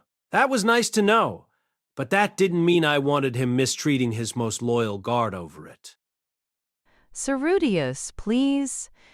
It's quite all right. I'm proud to see Prince Zenoba stand up for a friend. He's clearly grown as a person since the last time I saw him. What? Seriously? Am I the one being weird here? Maybe it wasn't my place to say anything, but Ginger obviously deserved much better treatment than this. Zenoba, Yes, Master? I consider you a good friend. Zenoba's face shone with happiness at those words. I paused for a moment to let him savor them. But I owe Ginger a lot for protecting my family, too. She stuck with them for, 4 years? I'm really grateful to her for that, and I'd appreciate it if you treated her with more kindness. Of course, Master. I apologize for my actions, Ginger. There's no need to apologize, Prince Zenoba. I swore an oath of absolute loyalty to you, and I would willingly die at your command. My remark was thoughtless. I sincerely regret what I said. That seemed to be her final word on things, and I saw no point in dragging this out any longer. This was evidently just how the master-servant relationship worked here. What if Zenoba ever made a serious mistake, though? Could Ginger even bring herself to disagree with him? Well, whatever. I was basically an outsider here. I didn't understand how things worked in Shirone, and if I kept butting in, I'd probably just invite more trouble. That alarming incident aside, our research on the automaton was starting to make some real progress. I know I suggested focusing on the arms for now, but it's your call. Go with whatever you think is best. I appreciate that, but I agree with your suggestion, Master. Piecing the entire doll back together after we've dissected it might prove difficult. Let's see if we can recreate its arm before moving on to the rest. We spent the rest of the session focused on disassembling and studying the doll's arms. I'd suggested bringing in Cliff or Nanohoshi to help out, but I was leaving those decisions entirely up to Zenoba. There were some things I wanted to try, of course, but it seemed like he was making good progress on his own so far. I didn't feel the need to meddle. I think you can leave the rest to me, Master. It seems I have some talent for this sort of work. Huh? No kidding? No. I was a bit surprised as well, but I find the work quite engaging. I'm enjoying myself quite a lot these days. He got to spend the whole day on research that appealed to him, with a dedicated figurine artist working constantly at his side. This was probably as good as it got for Zenoba. Still, what was he planning to do after he graduated? Would he keep hanging around this city, playing with his dolls? Well, that was another thing he'd have to work out on his own. It wasn't really my problem to worry about, even if he was here, in part because of me. Well, okay then. Keep at it, Zenoba. I'll stop by again soon. I look forward to that, Master. Be nice to Ginger, okay? Of course! At this rate, maybe we'd have another breakthrough before too long. Chapter 3: The Boss and His Flunkies. Somehow, another month had slipped by, which meant it was time for the regularly scheduled meeting of the Renoa University of Magic's foremost gang of delinquents. By which I mean the special class homeroom. The attendees were the usual suspects: Zenoba, Julie, Cliff, Linnea, Persenna, and me. Nanahoshi and Batagadi were absent, since the rules didn't really apply to them. I wasn't in the best mood this morning. I'd been thinking a lot about my sisters lately, specifically Norn. She'd been living in the dorms for some time now, but giving her the space she wanted hadn't exactly improved our relationship. She usually ignored me when we passed each other in the halls. When she didn't, she just shot me disgusted glares. Okay, maybe that last part was just my persecution complex at work, but in any case, the two of us weren't getting any closer. That was okay, though. It made me kind of sad, but I could live with it. It wasn't like brothers and sisters had to be best friends or anything. And even if we didn't get along that well normally, I'd still step in to help Norn if she ever needed me. Hell, I'd be on her professors like a helicopter parent if I had to.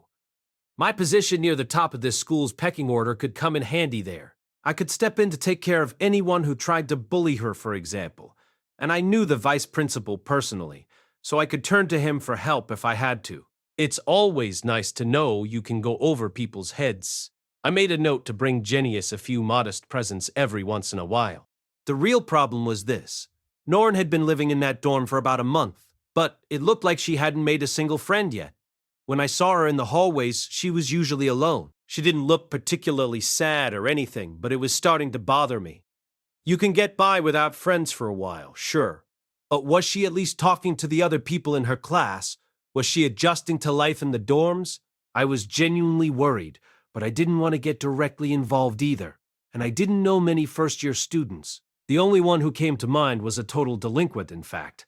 If I tried to get him to do something, I felt like Norn would figure it out at once, and then probably resent me for it. Also, I didn't even remember that guy's name. I did recall that he looked a lot like a Siberian husky, though. All right there, boss. You've been looking awful gloomy lately. Yeah, for real. As loud and irritating as these two could be, half the beast folk in this school idolized them. Even after they made peace with Princess Ariel, you'd often see them wandering the halls surrounded by a pack of loyal lackeys. Somehow, I doubted they'd have much advice to offer on the subject of loneliness. Well, don't worry, Meow. We got you a special present to cheer you up. Yep, took us a whole month. With a sly smile, Linnea dropped a large lumpy bag onto my desk. I looked down at it dubiously. It was hard to tell what might be inside. Hold your horses there, boss. Don't open that until you get back home. Wrap it in private. You got that? Make sure no one's looking. This was starting to sound seriously fishy. Hopefully, this wasn't a sack of happy powder or anything. I knew at least a couple kinds of narcotics were making the rounds of the northern territories and parts of the Demon Continent. Milis and Asura apparently had some laws restricting their usage, but most of the nations in this region weren't too strict about it. Naturally, I had no intentions of picking up a drug habit. If I got addicted or went into withdrawal, my magic wouldn't be enough to heal me. You needed saintly tier detoxification spells to deal with that sort of thing. More to the point, I wasn't that desperate to escape reality at the moment. Still, the stuff might come in handy at some point, so I didn't see a reason to refuse. I could always just sell it if I ever got desperate for cash. Well, thanks, I guess. Yeah, welcome, boss. Anything for you, man. Come to think of it, these two lived in the dorms, didn't they? Since they'd been there for 6 years now, they probably knew everyone and everything there was to know. Maybe they'd have some useful information, if not advice. About what you said, though, the thing is, I'm kind of worried about my little sister. Yeah, I think we ran into her once already. That's the little girl you got dolled up like a maid, right? We saw her in the market the other day. She had your scent all over her, boss. Figured you were related. So they'd already met Aisha, huh? She was getting into bed with me on a regular basis, which probably explained the scent thing. No, not her. I mean my other sister. She's been living in the dorms for a month now. Huh? Wait, there's another one. And she's living in the dorms? Linnea and Persina turned to look at each other, their eyes opening wide. Apparently, they hadn't run into Norn yet, or maybe they had, without realizing she was my sister. She didn't spend much time at home, so she probably wouldn't smell like me. Yeah, that's right. I don't think she likes me very much, though. We've barely even spoken to each other for a while. I don't know how to get her to warm up to me. Yeah. That might be tricky. We could go around yelling about how cool you are if you want. I hadn't considered an information warfare strategy.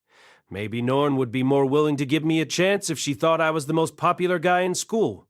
But if I gave the job to Linnea and Persena, they'd probably just spread a bunch of nonsense about me beating the crap out of people. I'd prefer more of the Rudeus saved a puppy angle, honestly. Maybe an edited version of the day I met Julie would work. Anyway, the real problem is that she doesn't seem to have any friends yet. She's only been here for a month, so maybe it's too early for me to be worrying about this. But she's a transfer student, you know? I bet she's having a hard time fitting in. Well, it's early, right? Yeah, maybe, she just hasn't had the time to get to know people yet? For some reason, Linnea and Persena seemed a little anxious. They were stumbling over their words, and that usually meant they were hiding something from me. Please don't tell me you two have been picking on my sister. And now you're just being dumb. Of course not, boss! You told us not to pick on anybody weaker than us! Okay, so why are you going pale then? There was definitely something going on here, though. I didn't know what yet. In any case, I could probably take advantage of their guilty consciences to ensure they'd intervene if anyone tried to bully Norn. How old is your little sister, boss? Is she older than the maid one, or younger? They're the same age. She's 10.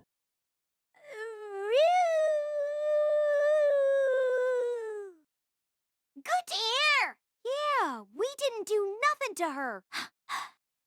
In other words, they'd done something to somebody. Maybe they made a habit of teaching cocky new students their place in the pecking order or something. So, boss, about that present? Don't get mad at us if you don't like it, okay? We worked really hard on it. It seemed kind of weird that they were revisiting this topic now. Why did they look so nervous about it all of a sudden? It was a little bit unsettling, but I was definitely curious to find out what they'd gotten me at this point. Hey, it's the thought that counts, right? I won't get mad, I promise. I wouldn't exactly be overjoyed to find a bunch of dead mice inside or anything, but I wasn't going to hold it against them. At this point, I noticed Cliff looking at me from his seat a few spots over.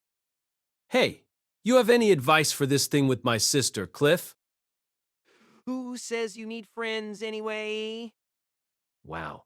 Did somebody need a hug today or what? Still, Cliff wasn't the loner he used to be anymore. He had Ellen the lies now, and me for whatever that was worth. Maybe Norn would never be as popular as that social butterfly, but I had to hope she'd get to know a few people herself one of these days.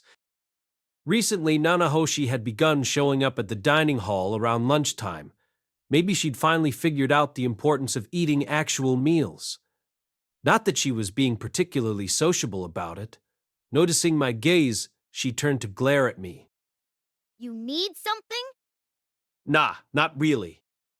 Although Nanahoshi had taken the initiative to introduce Japanese cooking to the campus, she'd almost never ventured out to sample the results until now. She didn't like the food much, and she usually looked a little miserable when she was eating it. You don't seem to be enjoying that.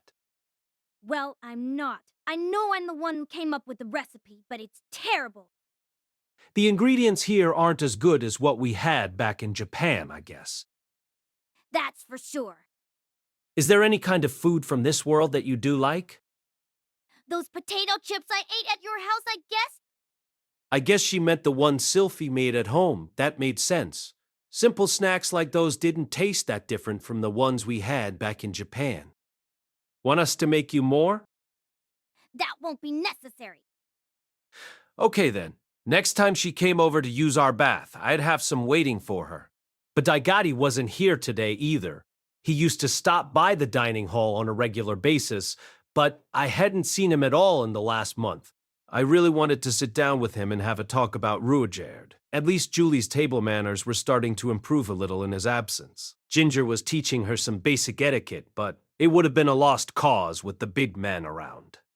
The place felt a little empty without him, though. I kind of missed that constant booming laughter of his. The more you laugh, the more you live, right? Maybe I should give it a shot myself. Tuffa! Why are you laughing? Did I do something funny? Master? Grandmaster, All my experiment earned was a bunch of puzzled looks from everyone at the table. It was kind of embarrassing, to be honest. I guess I wasn't cut out to fill Daigati's shoes. What's so amusing, if I might ask? Luke had popped up out of nowhere. He was looking sharp as ever, but no adoring fans tailed him today. Sylphie wasn't with him either. Nothing. I haven't seen our resident Demon King for a while, so I was trying to summon him with my laughter. I see. In any case, Rudeus, could I trouble you to accompany me to the student council room? Luke's expression was troubled. Was something wrong? I bolted down the last of my food in a few seconds, rose to my feet, and followed Luke. I couldn't have told you why, but I got the impression Luke was angry about something. He didn't say much on our way to the student council room, and his footsteps were louder than usual. Ariel and Sylphie were waiting for us inside, as I'd expected. The princess's expression was as impassive as ever, but she looked a touch pale. Sylphie seemed kind of anxious, too. The new term had only just begun, but apparently we already had some sort of an incident on our hands. Hello, everyone. Is something wrong? Yes, there is. I'm afraid we've noticed a number of first-year girls who live in the dormitories looking rather pale and distressed lately. Really? Now she definitely had my attention. Whatever the cause of this was, it might be having an effect on Norn. In the course of our investigation, we realized that most of the affected girls were quite pretty and somewhat flat-chested as well. Crap. Norn met both of those criteria too. I was going to have to cooperate fully with this investigation of theirs. If I managed to save the day, maybe I'd even earn some gratitude from my sister. Today we managed to get the details out of one victim. Apparently, Linnea and Prasenna were going around in a... Hold on, Linnea and Prasenna. They said they weren't picking on the weak anymore, but maybe they'd smelled some beef jerky in a new kid's pocket and chased them down or something. That was depressingly plausible. demanding that they take off their underwear and hand it over. Wait, what? I had a very bad feeling about where this was going. Further investigation revealed that they were recently overheard saying, "I bet the boss will love those ones," in the dining hall not long thereafter. From what we understand, they were stashing the underwear they stole in a certain bag. Saying this, Ariel quietly glanced at the present I'd accepted a few hours earlier. Luke and Sylphie did the same, undoubtedly having received a description of what the bag looked like. There was no doubt in my mind that the thing was packed full of plundered panties. Dirty, unwashed ones, in fact. That right there was a bag full of dreams. Unbelievable. When had I ever asked Linnea and Prasenna for a present like this? And why was I getting excited just thinking about it? Damn, I really was a sad excuse for a human being. Rudeus, I do apologize, but... I decided to forestall the question. It was smarter to take the initiative in a situation like this. Linnea and Prasenna gave me that bag this morning. They told me not to look inside until I was back at home, so I can't be totally sure. But I have to assume it contains the objects you're looking for. I see. Just to be clear, did you order them to do this? No, I didn't. I was trying to keep my answers firm and concise. One wrong word could be lethal here, but I'd be all right as long as I kept it simple. This was just a misunderstanding, after all. You weren't involved at any stage then? Of course not. I only just married Sylphie, remember? I'm not exactly sexually frustrated right now. Did she really think I was the type to carry out a plan this deranged right after I'd set my own little sister into those dorms? I couldn't prove my innocence, though, so I wasn't sure how to defend myself. There had to be some way to make her understand. Very well then, I'll take you at your word. With another small sigh, Ariel abruptly cut off her interrogation. Well, that was easier than expected. Thank you, Princess Ariel. I appreciate that. It's all right. I already thought it seemed strange you'd be behind this. Considering how thoroughly you seem to be enjoying your nights with Sylphie, I couldn't imagine why you'd want to harass any other girls. Wait, did she know how we were spending our time together? Oh, God. Had Sylphie told her about those ridiculous lines I used on her the other night? Sylphie? Sylphie, are you giving Princess Ariel reports on our private time? Of course not. I wouldn't tell anyone about that. How did you even find out about this, Princess Ariel? I did believe her. I knew the two of them were close friends, but I couldn't see a girl as shy as Sylphie talking about her sex life to anyone. Not that it would be that big a deal if she did, as long as she wasn't complaining about my performance or whatever. Well, I didn't. I was just fishing for a reaction. I'm glad to hear you're enjoying each other's company, though. Okay, well played. Anyway, what were Prasenna and Linnea thinking? Gathering up an entire bag of freshly worn underwear had to be their stupidest idea yet. Had I ever done or said anything to make them think I wanted— Wait a second, didn't they say something about bringing me a bunch of panties as tribute a while ago? Oh crap, they did. I'd assumed it was just a joke at the time, but maybe they'd been serious about it. Well, whatever. This still wasn't my fault, right? I think this was a misguided attempt at doing me a kindness, so I'd appreciate it if you let me scold Linnea and Prasenna myself. Oh, and could you arrange to have the underwear returned to their owners? Just to be clear, I haven't even looked inside, let alone touched anything. I handed the bag over to Ariel without hesitation. Linnea and Prasenna might not have meant badly, but I'd have to be firm with them about this. The only panties I liked were freshly removed ones. It didn't do anything for me if I didn't get to see them coming off. Wait, no, that's not the issue here. Very well then. Ariel peeked briefly inside the bag, then nodded once again. It seemed we'd managed to resolve the matter neatly. I must say, though, this is quite a lot of underwear. Aren't you a bit disappointed to lose such a treasure trove, Rudeus? Not at all. I don't have an underwear fetish or anything. I see. Well, my apologies for doubting you. That's quite all right. I'm glad we managed to clear up the misunderstanding. Honestly, I was lucky it had played out like this. If I'd actually taken those panties home with me, well, I didn't know how I would have gotten rid of them. It was all too easy to picture myself freaking out for a while, then soaking them in booze to make an experimental panty beer, which would inevitably lead to Sylphie and Aisha finding them, and then I'd never hear the end of it. Well, that's a relief. I was worried I wasn't satisfying you, Rudy. Ariel and Luke looked over at her with amused expressions on their faces. It took her a second to realize exactly what she'd just said, but then a bright red blush spread across her face. And at that exact moment, the bell rang. Our lunch period was over. That's not good. We're going to be late for class.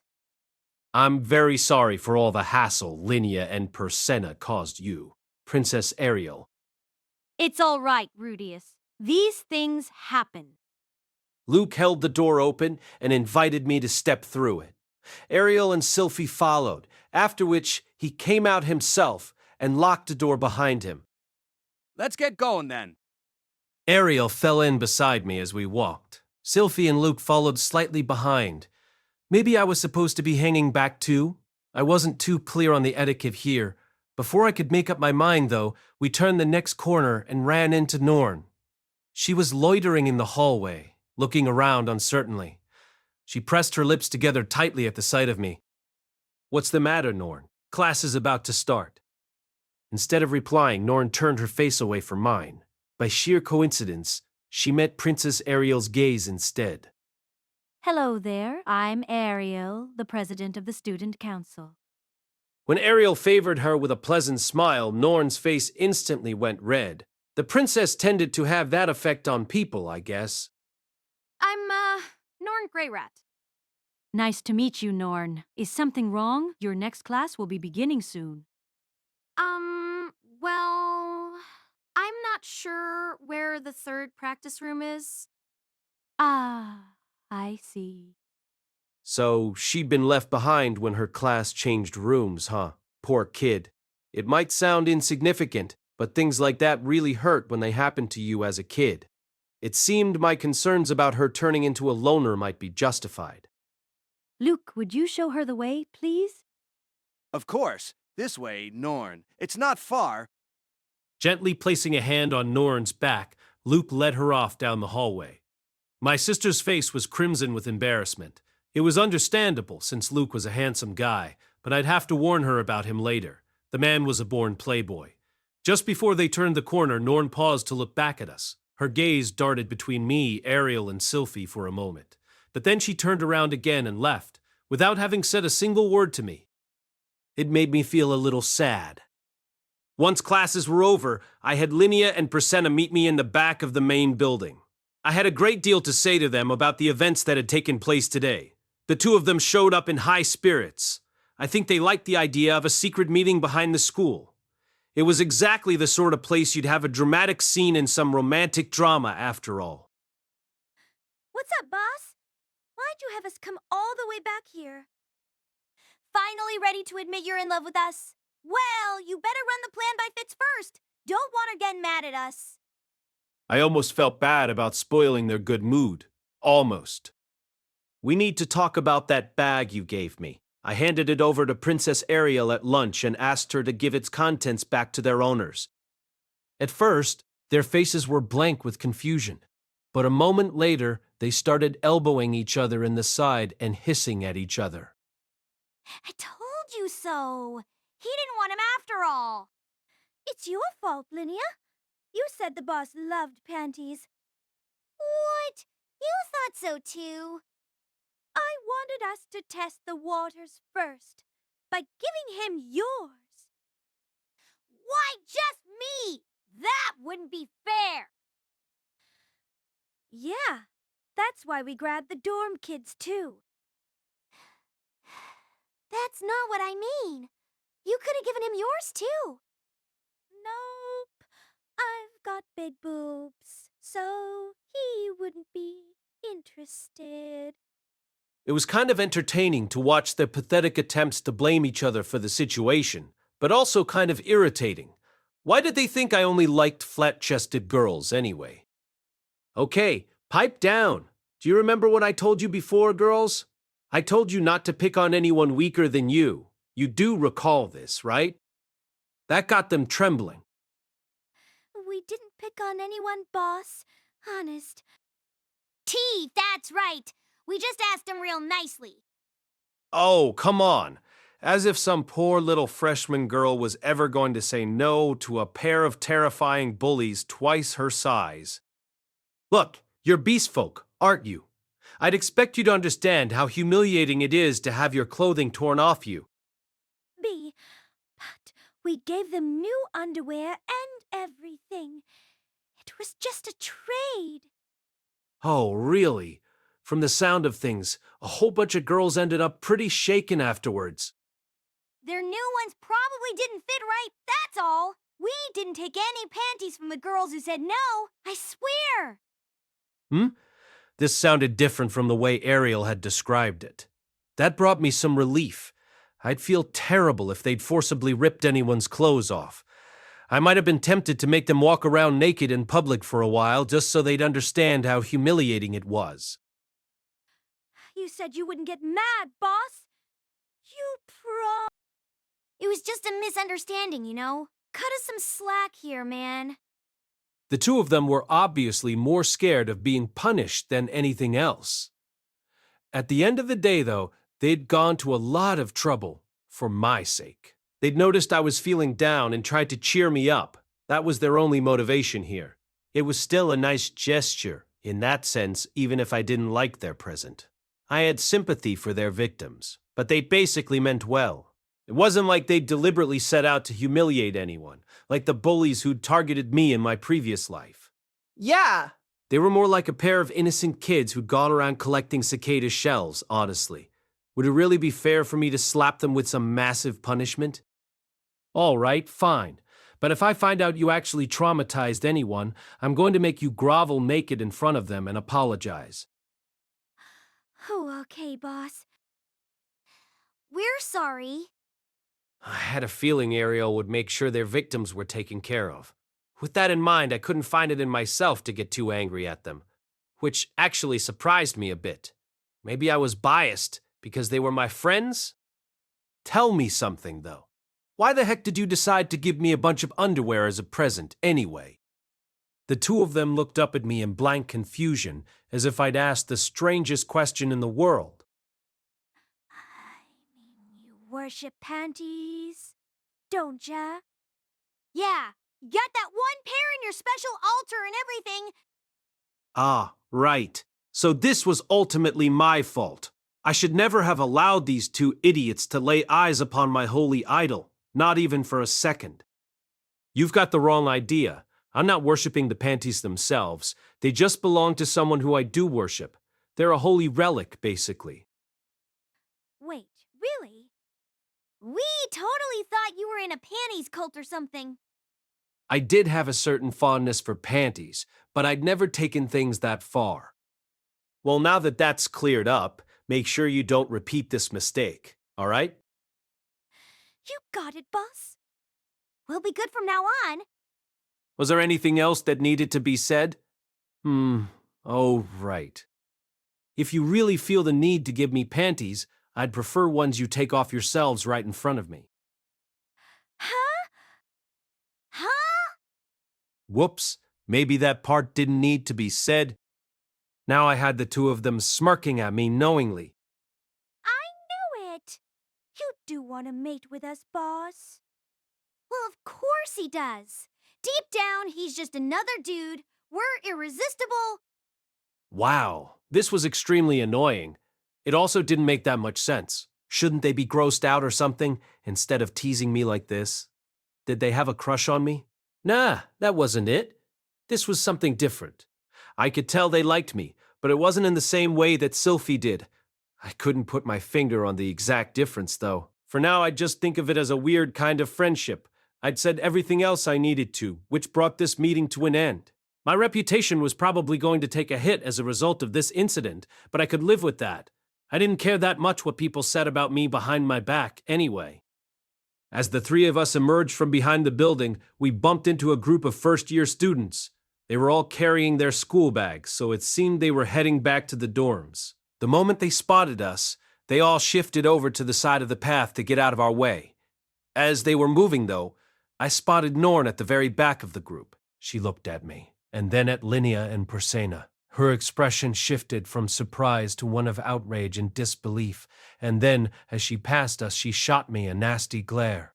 Linnea and Persena turned around to watch her go, looking none too pleased themselves. What's that kid's problem? She's got a real attitude. No fucking kidding.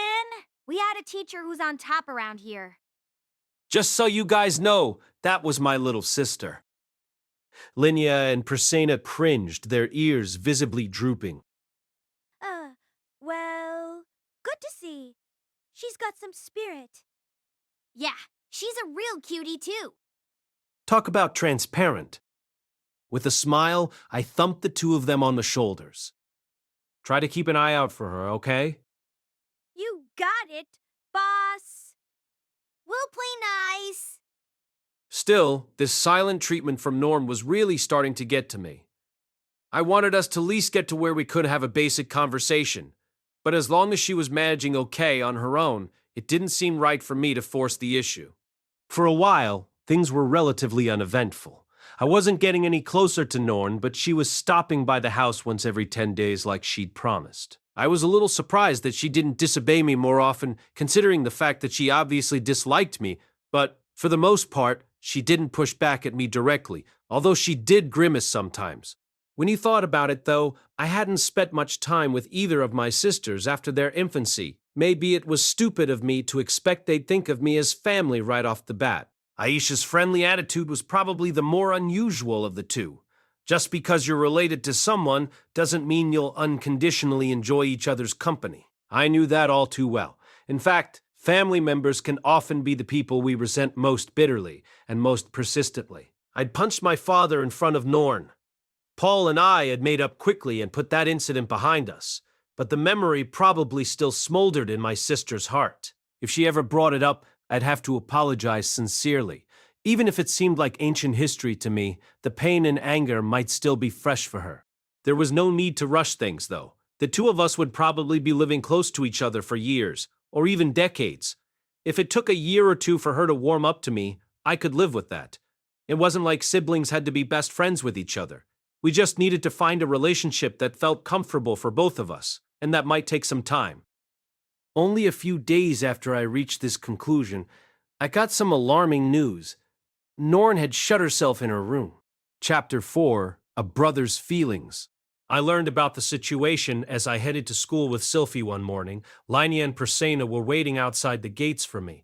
As soon as they saw us approaching, they ran over and explained that Norn had shut herself in her room the day before and was refusing to come out. I'm going to go take a look. Sylphie was off and running toward the girls' dormitory pretty much instantly. On the other hand, I was frozen in place. I should probably have been following my wife, but the news had thrown me into a state of panic. The word shut in had some very heavy connotations for me, I guess. Aren't you going too, boss? You gonna just ignore this? I didn't know what to say. What was I going to do? What was I supposed to do? My mind was blank. In my case, it had all been over the minute I locked myself into my room. I'd stayed a shut-in for the rest of my life. Why did I never come back out? Because I thought the outside world was a dangerous place, full of people who wanted to do me harm. I thought I'd be bullied again if I went back to school. Yeah, it was the bullying that started it. I knew they'd make me miserable all over again if I ever tried to emerge from my isolation. I had to address the cause of Norn's behavior if I wanted to change. Before I tried to coax her out, I had to figure out the reason she was hiding in her room. A memory from my past flashed through my mind. I was in the cafeteria at my old school, standing patiently in mine. But just as it was finally my turn, a bunch of scary-looking punks barged in ahead of me. Full of righteous anger, I stupidly decided to stand up for myself. I lectured them loudly enough for everyone to hear, even as they sneered at me and told me to fuck off. I could see other students starting to glance over at us. Feeling increasingly proud of myself, I stubbornly pressed the issue, demanding an apology. Instead, they beat me viciously. By the time it was over, I thought they'd crippled me for life. That one mistake turned my life into a living hell. If there was any chance Norn was going through something similar right now, I needed to help her. I'd beat down the bullies who were harassing her until she felt safe again. Their friends or relatives might come after me later, but I'd deal with them too if I had to. I didn't care if they were rich aristocrats or even royalty. I'd fight them with everything I had. I'd make sure they lived to regret antagonizing me. There was a possibility Norn had set off the initial conflict, but whatever they were doing to her in response had obviously crossed the line. Norn was my sister. It didn't matter if she hated me and Aisha, or if she didn't want to live with us. She was still part of my family, and it's the big brother's job to protect his siblings, right? A few minutes later, I was striding down the hall toward the first-year classrooms with Linia and Persena, following close behind me. I'd considered doing this by myself, but I didn't think my face was especially intimidating. At least with these two standing next to me, everyone should recognize that I meant business. Boss? Don't, Linia. Can't you see how mad he is? It's kind of scary. The two of them seemed a little dubious about this. That was understandable. I was dragging them into a seriously embarrassing situation. But right now, I wasn't about to let my sense of shame stop me. Right now, I was in full helicopter parent mode. Before long, we reached Norn's primary classroom. Homeroom was already underway. "Excuse me." Throwing open the door and stepping right inside. Mr. Greyrat? We're in the middle of... I'd like a moment of everyone's time, if you don't mind. It won't take long. Shouldering the professor out of the way, I took her place behind the podium. Before getting underway, I looked around the classroom. Everyone was staring up at me in surprise. But somewhere in this crowd, there had to be a bully who was picking on my little sister. Had they punched her? Kicked her? Maybe they'd only insulted her for now. Maybe they just made fun of a sad, lonely little girl who was isolated in an unfamiliar city. As I believe most of you know, one member of this class was absent yesterday. No one had anything to say to that. What you may not be aware of is that she's my little sister. That got a reaction. I heard murmurs from all around the classroom. I haven't heard the details from my sister yet, but there aren't many reasons why a kid her age would stop coming to class. I think someone in this room is probably responsible. I scanned the room as I spoke, looking for a reaction. A number of students looked down at their desks when I made eye contact with them. Most of these were tougher-looking kids who were already starting to bend the dress code slightly. Did they have a guilty conscience, maybe? Looking more closely, I realized that one of them was that delinquent I'd met some time earlier. I couldn't remember his name off the top of my head. Could he have been the one? Slow down. It's too early to start jumping to conclusions. I don't expect much of those responsible. Maybe they were just playing around or trying to get to know my sister, and things took a weird turn. Maybe she provoked them somehow. I was watching every face in the classroom very closely now. Who was it? Who's bullying her? Is it that rich brat over there? Or maybe that sullen demon kid? No, it could just as easily be an ordinary girl. The average kids can be the nastiest bullies of all, sometimes. I'd very much appreciate it if anyone involved would step up and admit it. I'm not going to yell at you. I just want you to recognize what you did and apologize to my sister. And after that, I'll chop you into mincemeat. Some of the kids in this room were about as young as Norn, but the majority were older. Some were even in their late teens. There were probably at least a few who'd looked the other way.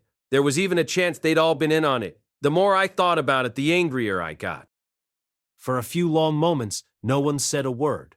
Everyone just stared at me, their eyes wide with surprise. Finally, one girl in the group hesitantly raised her hand. It took some serious willpower to keep myself from firing off a stone cannon at her.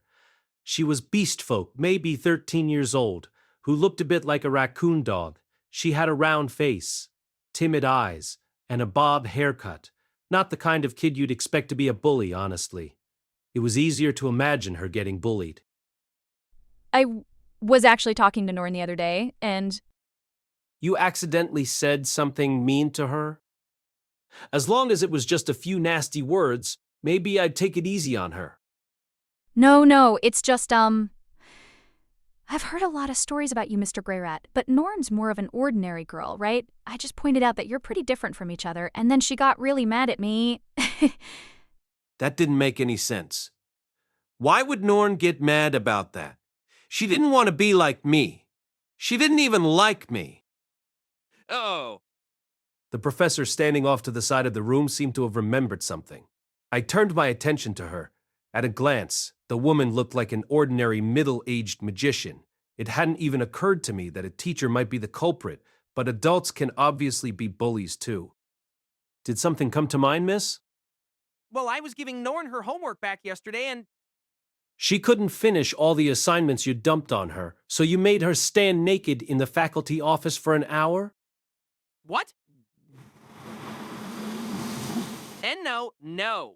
She didn't do too well on the assignment, so I told her to learn from your example and try a little harder next time.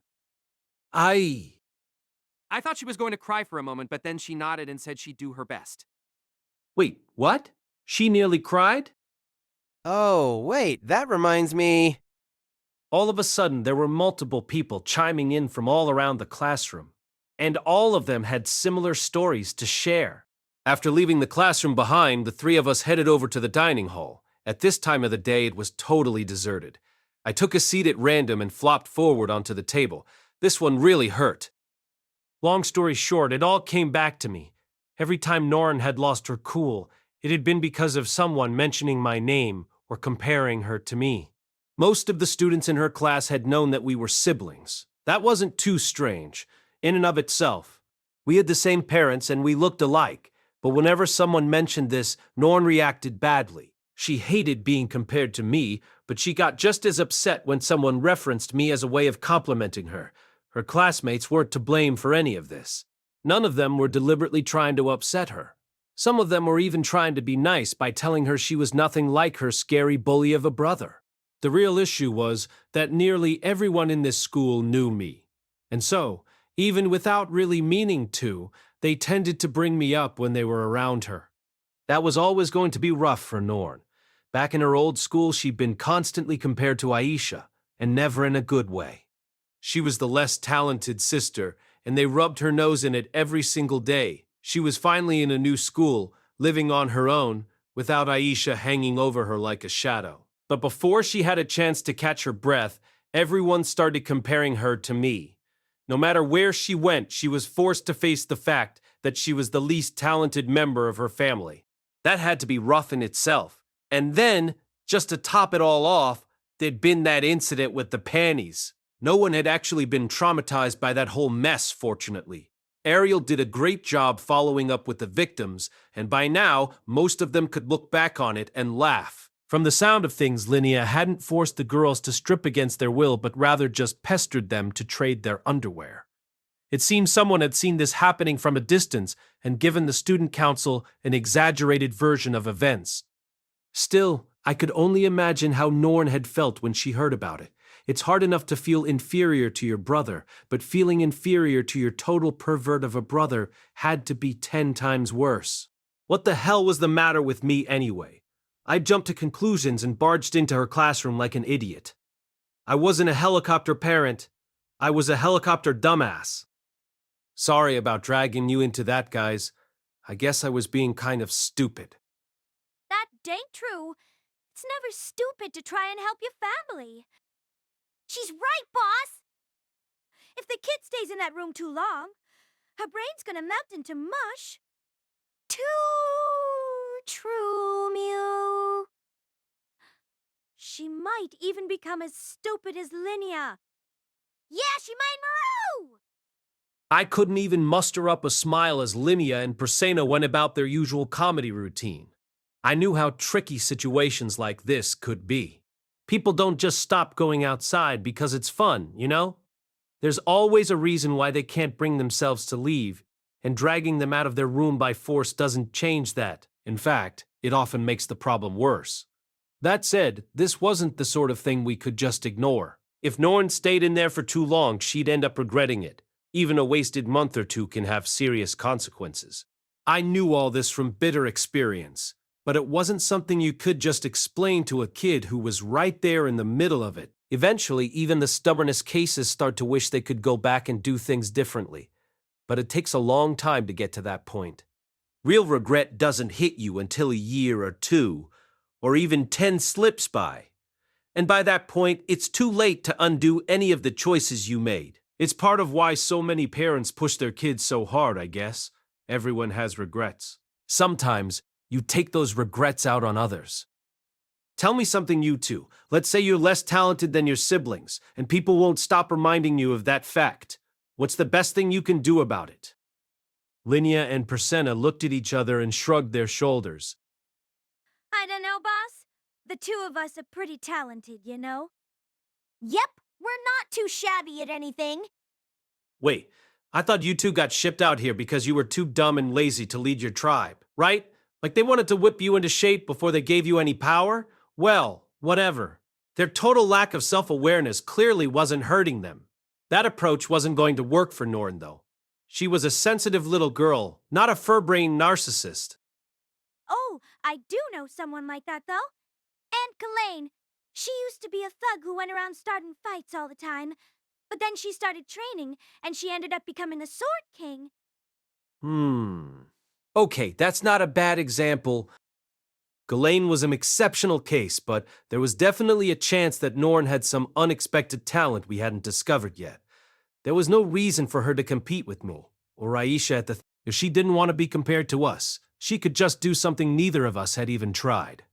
I wasn't sure exactly what that something could be, but the world was a big place. Surely she could find a field that interested her, outside the realm of magic or swordplay. There was a risk she wouldn't be particularly talented at whatever she decided to do with her life.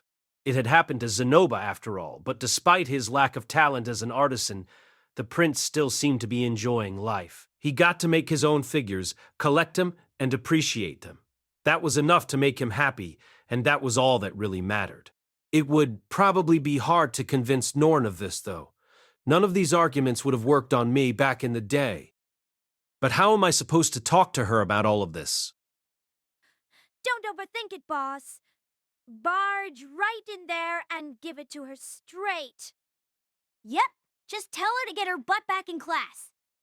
They sure made it sound simple, but maybe I was spending too much time trying to think through all these details. Norm was only 10 years old, after all. Maybe she was just sulking. I mean, this was only her second day in her room, right? It was way too early to even call her a shut-in at this point.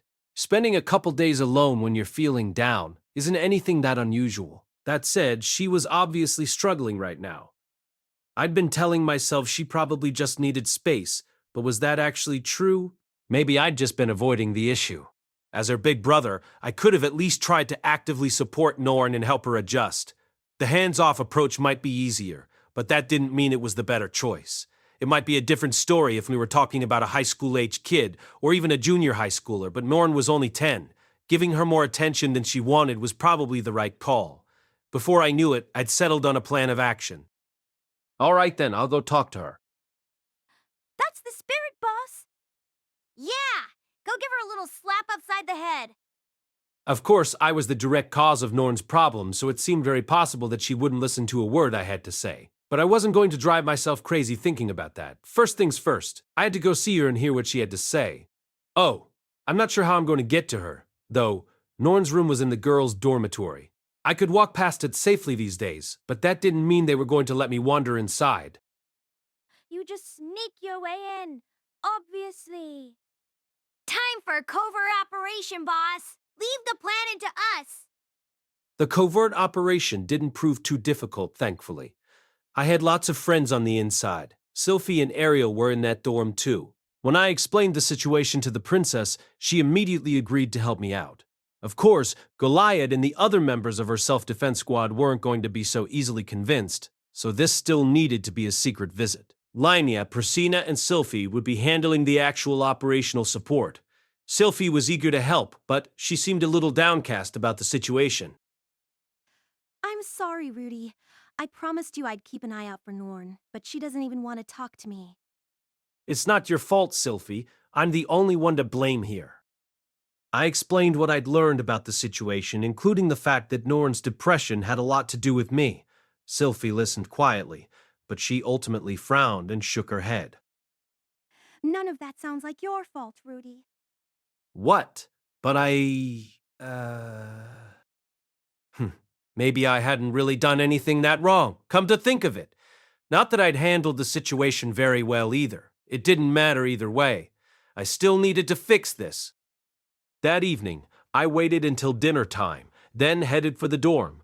The majority of the residents were off at the dining hall at the moment. Word had gotten around that Ariel was going to be giving an impromptu speech there, and she always drew a big crowd. That didn't mean the dorms would be totally deserted, though. You couldn't fit the whole student body in the dining hall even if you tried. Still, I understood that the members of the self-defense squad were being encouraged to attend.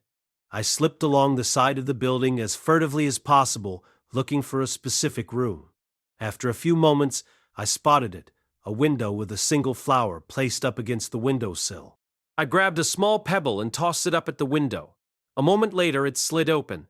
After that, it was just a matter of lifting myself up off the ground with the spell Earth Lance and clambering inside. I found myself inside a dark room with a strong animal funk.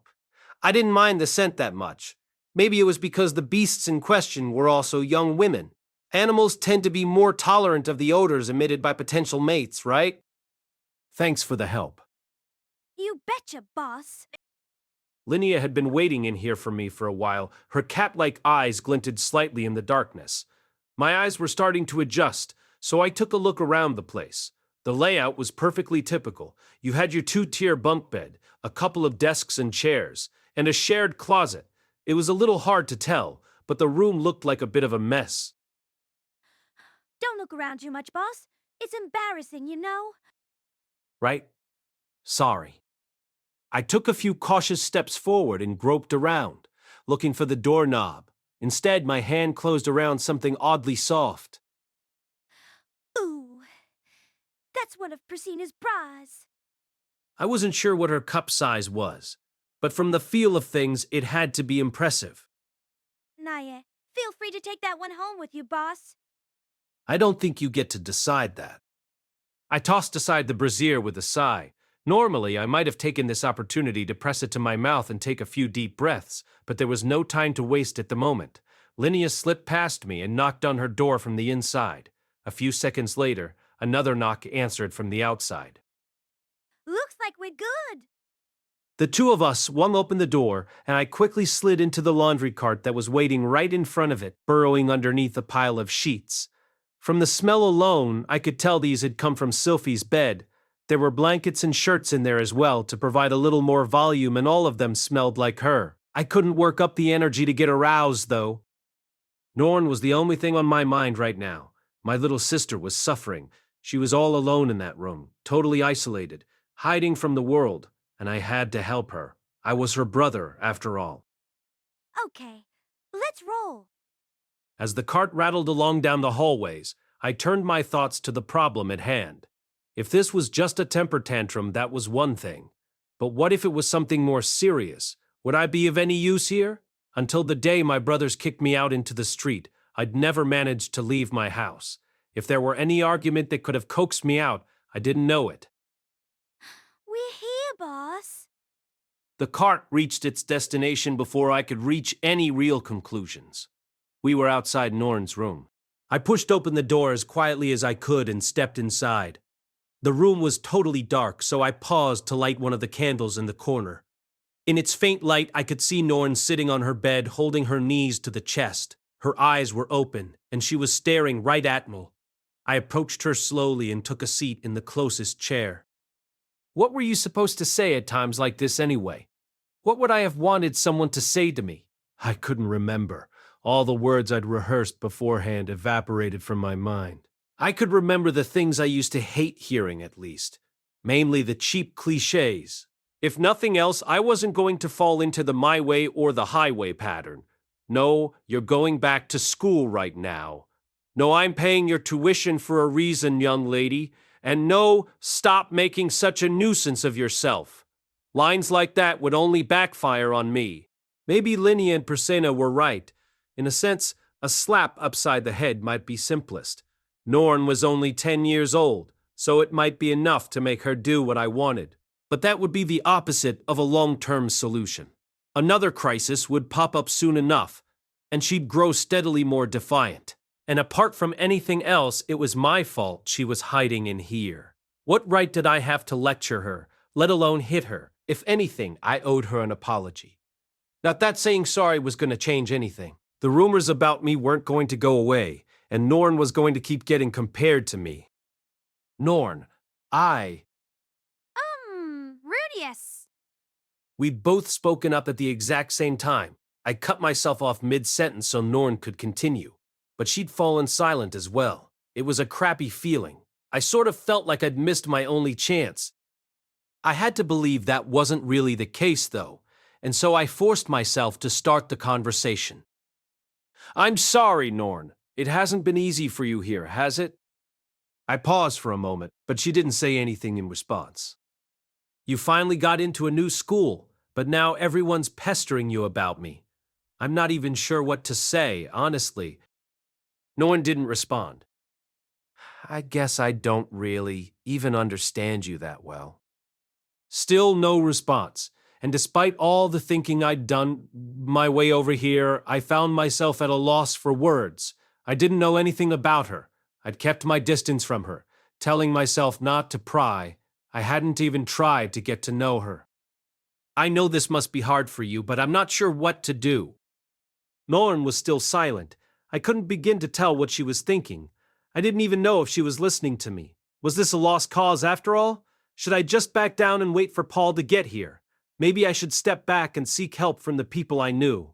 Maybe Nanahoshi could offer some insight on what a younger girl might be thinking. Maybe Elenise could figure out some clever way to coax her out. There was no reason I had to try and solve this by myself, right? Oh, suddenly I found myself remembering something I hadn't thought about in a long time. When I first shut myself away from the world, one of my brothers used to come see me in my room. He'd always look me right in the eye and hit me with all sorts of reasonable-sounding arguments. Life always has its ups and downs, you know, but there are people out there who have it worse than you. Things might be tough right now, but if you just run away from all your problems, you'll keep running forever. That's much worse in the long run. You don't have to go back to school right away, but why don't you at least come out and have lunch with me? In my mind, I answered those words by spitting in his face, and in reality, I ignored him. Even so, he would stay in there for some time after delivering his speeches. He'd watch me closely, looking like he had something more to say. But I kept on ignoring him, confident that he couldn't possibly understand my feelings. Maybe this was how he'd felt back then. We used to sit like that for hours sometimes in total silence before he'd finally get up and leave. After a while, he stopped coming. I can only guess what he was thinking. Although he didn't show up anymore, a bunch of other people started to visit me instead. Maybe he'd arranged that. In the end, I paid no attention to anything those people said either. This might just be a crucial turning point. If I'd backed off now, I had a terrible feeling that Norn might stay in this room forever. I couldn't just turn and run. Not this time. For a long moment, I studied my sister quietly in the darkness. Chapter 5. Norn Greyrat.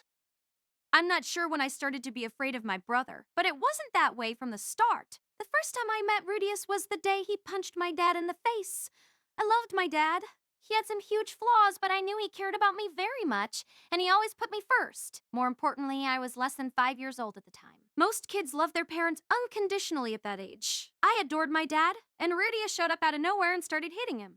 I didn't really understand the conversation that led up to it. At this point, years after the fact, I can recognize that my dad actually provoked the fight. Rudeus had just completed a long, difficult journey through dangerous country, and Dad mocked him harshly. But at the time, all I saw was my brother sitting on top of my dad and punching him repeatedly. And all I could think was, he's gonna kill him. It was the only thing that mattered to me in that moment. Naturally, I wasn't about to accept that a monster like that was part of my family. I wasn't scared of Rudeus back then. I just hated him. I kept hating him for a long time after that. It didn't help that everyone felt the need to compliment him. It wasn't just my father. When I met my sister and the family maid later, they also talked about him in glowing tones. But the more they praised him, the more stubbornly I despised him. I hated my sister almost as much as I hated Rudeus. At the school we went to together, Aisha insisted on constantly competing with me. She challenged me in the classroom and on the field we used to exercise, and she always beat me soundly. She rubbed my nose in my failures. With her around, I spent every single day feeling like a loser. I didn't think I could ever be friends with her. My grandmother was aware of this state of affairs, and she didn't like it one bit. She had nothing but contempt for Aisha, who she called illegitimate. But she also had high hopes of me, or at least high expectations. She said I was a lady of the Latria family. Apparently, that meant I needed to be competent at the very least. I was forced to attend etiquette classes and lessons to prepare for specific ceremonies. None of it came naturally to me. I messed up repeatedly and was scolded on a daily basis. Whenever I embarrassed myself, my grandmother would mutter, "I suppose that adventuring business must pollute the blood as well as the spirit." I knew she was insulting both my mom and my dad with those words. My dad worked hard for me, and that was all she had to say about him. It didn't take long for me to start hating her as well. And so when my brother's teacher showed up and told us where my mother was, I decided to follow my dad on his journey instead of staying with my grandmother. Dad was hesitant. He thought it would be safer for me to stay behind. My mother came from Milis aristocracy, and my father from an Asuran noble house. I had a good lineage, at least in those terms. Because of that, my grandfather was willing to take me into his household on a permanent basis. But I hated that idea, so I begged my dad to take me with him. I cried and pleaded, and eventually, I got to come along. And yet, in the end, my dad sent me off to live with Rudeus. He said things would be too dangerous from now on. He said Rudeus was living up north, so I should go stay there and wait for him. He said he'd follow me up there once he found my mom. I cried. I refused. I pleaded with him to take me along. The last thing I wanted was to be separated from him now after we'd come so far together. If Rudeus hadn't shown up when he did, I might have worn my dad down eventually. And then I would probably have gotten sick or injured on that harsh journey across the Bedvaret continent. I would probably have caused him all sorts of trouble. Thanks to Rudeus, it didn't come to that. I remembered him so clearly. On the day I met my brother, Rudeus had reached out and caught me when I tripped in the street. He'd patted my head and given me an apple. I didn't know his name at the time. At some point, I'd learned he was my brother's bodyguard, but I never got the chance to ask his name. He was just as kind the second time we met. He patted me on the head again and gently persuaded me to do the right thing, and so I ended up heading north toward my brother's new home. Aisha was full of energy and enthusiasm from the moment we got on the road. She dropped the good girl act she put on around Dad and Lilia, started acting like the leader of our expedition, and came up with all sorts of crazy plans. I thought she was being stupid. It seemed ridiculous for her to try to take charge when we had two grown-ups traveling with us. But for some reason, Rudeus and Ginger took her seriously and even agreed to most of her ideas. It didn't seem fair at all. Her opinions always seemed to carry more weight. Anything I said basically got ignored. The main reason I could put up with it was Rue. He was considerate of my feelings, at least. He always made the time to comfort me and listen to my complaints. But even he spent lots of time complimenting my brother. He called Rudeus a remarkable man. He told me how much he looked forward to seeing him. He even smiled slightly when he spoke about him, and he almost never smiled. The Rudeus I knew and the Rudeus he talked about seemed to be entirely different people. Maybe that was when I started to be afraid of my brother. Rudeus was a powerful magician. He was worthy of respect. Everyone said so. But the Rudeus I knew was the man who'd thrown my dad to the floor and beaten him. He was a violent person. If I upset him, there was no guarantee he wouldn't hit me the way he hit my dad. I was scared to meet him, and the idea of living with him for months was terrifying. Sometimes I'd wake up in the middle of the night, trembling. Sometimes I couldn't fall asleep at all. Roomjerd was always there to comfort me, at least. He'd put me on his lap, and we'd look up at the stars together as he told me stories of his past. Most of them were sad, but for some reason, they always helped me fall asleep. When I met Rudeus again for the first time in years, he was drunk and clinging to a woman. Apparently, she was some childhood friend of his from Buena Village, and they'd gotten married recently. I didn't remember her at all. I had a vague memory of some older kid hanging around Aisha and Lilia, but I didn't remember her being anything like this Selfie person. She must have changed a lot over the years. Rudeus was clearly enjoying his life here to the fullest. It made me angry to see that. My dad hadn't wasted any time playing around with women for years and years. He said he was putting that on hold until he found my mom. He hadn't even touched Lilia, let alone any of the other women in his life. My brother's first priority, on the other hand, was his own happiness. That made me mad. I couldn't bring myself to say anything, though. I was afraid of him. I was afraid he might start hitting me if I made him angry. Would Rudeus step in to defend me if it came to that? It was hard to say. He seemed really happy to see Rudeus again. Maybe he wouldn't take my side. Maybe he'd say I was being rude or selfish. I couldn't say anything that first night. And then, the very next day, Rudeus left for good. I'd assumed he would be staying with us for a while longer. I didn't want him to go, but he left anyway. I was even more afraid than before. The only people left in the house were Rudeus, his wife, and Aisha. My little sister was overjoyed about being with Rudeus again. Sylphie seemed like a nice enough person, but she wasn't on my side. I didn't have anyone on my side. And I was stuck here until my dad got back. I'd have to live in fear for months and months. Rudeus would probably be nice to Aisha, but strict with me. He'd praise my sister and tell me to try harder. Aisha always said it was my fault I couldn't do anything right. She said I didn't put in the effort. But there were things I just couldn't do. No matter how hard I tried, even when I wanted to improve, even when I put in lots of practice, I still couldn't compare to her. So what was I supposed to do? For now, all I could do was stay out of the way. I hid myself away, hoping no one would get mad at me, hoping no one would tell me how inferior I was. The city outside was covered in snow. I was afraid of getting tossed out into the cold on my own. Rudeus decided I had to start attending school. This university sounded pretty different from the school I'd attended back in Militian. I can enroll as a first year, but that didn't mean all my classmates would be my age. There were all sorts of people studying there, and most of them were older than me. To be honest, I didn't want to go. I knew I'd just end up being compared to Aisha again. As it turned out, though, my sister had no intention of going to school ever again. That was good news for me, at least. Without her around, maybe I could do a little better. My brother gave Aisha a condition, though. She had to take the university's entrance exam. This was a test everyone had to take before they entered the school, which meant I'd be taking it too. That discouraged me deeply. There was no way I could pass a test without even studying for it. But when I told Rudeus that, he said he could just buy me a spot at the university. It was such a thoughtless, rude thing to say that I got angry, despite myself. Then Aisha got mad at me for being mad, and it turned into a fight. Cut it out, you two. My brother's cold tone set off a twinge of fear inside me. I thought he was going to punch me for a second. I was so scared I cried a little. Was I going to have to keep living like this, constantly flinching in fear? On the day of the exam, Rudeus told me about the dorms. Apparently, the University of Magic let its students live in big buildings on the campus to help them grow more independent. It sounded like the solution to all my problems. I had no doubt my sister would pass the exam, which meant she wouldn't have to go to school. So if I moved into the dorms, I wouldn't have to see her or Rudeus anymore. No one would compare me to anybody. I could just be myself and live my own life. The more I thought about, the more perfect it sounded. A few days later, we got the results from the test, and my brother asked me what I wanted to do now. Hesitantly, I admitted that I wanted to live in the dorms. I was afraid he might get angry. My dad had wanted me to stay with Rudeus, and he'd probably told Rudeus to keep an eye on me in his letter. I thought my brother might get mad at me, maybe even hit me for being so selfish. But to my surprise, Rudeus agreed immediately. It was Aisha who got angry. She thought it was unfair that I was getting what I wanted. Up until now, she'd always gotten better treatment than me. I guess she didn't like the fact that Rudeus had tested her but not me. Still, why had my brother agreed to my request? I didn't know. I didn't understand him at all. Looking back, I realized that he hadn't gotten upset with me at all since I arrived here except for that one time I fought with Aisha. Maybe he just wasn't interested in me at all. Maybe he thought taking care of me was nothing more than a nuisance, and he saw this as a golden opportunity to kick me out. For all I knew, he'd been planning to dump me in the dorms regardless. That would be convenient as far as I was concerned. But for some reason, the thought made me feel a little sad.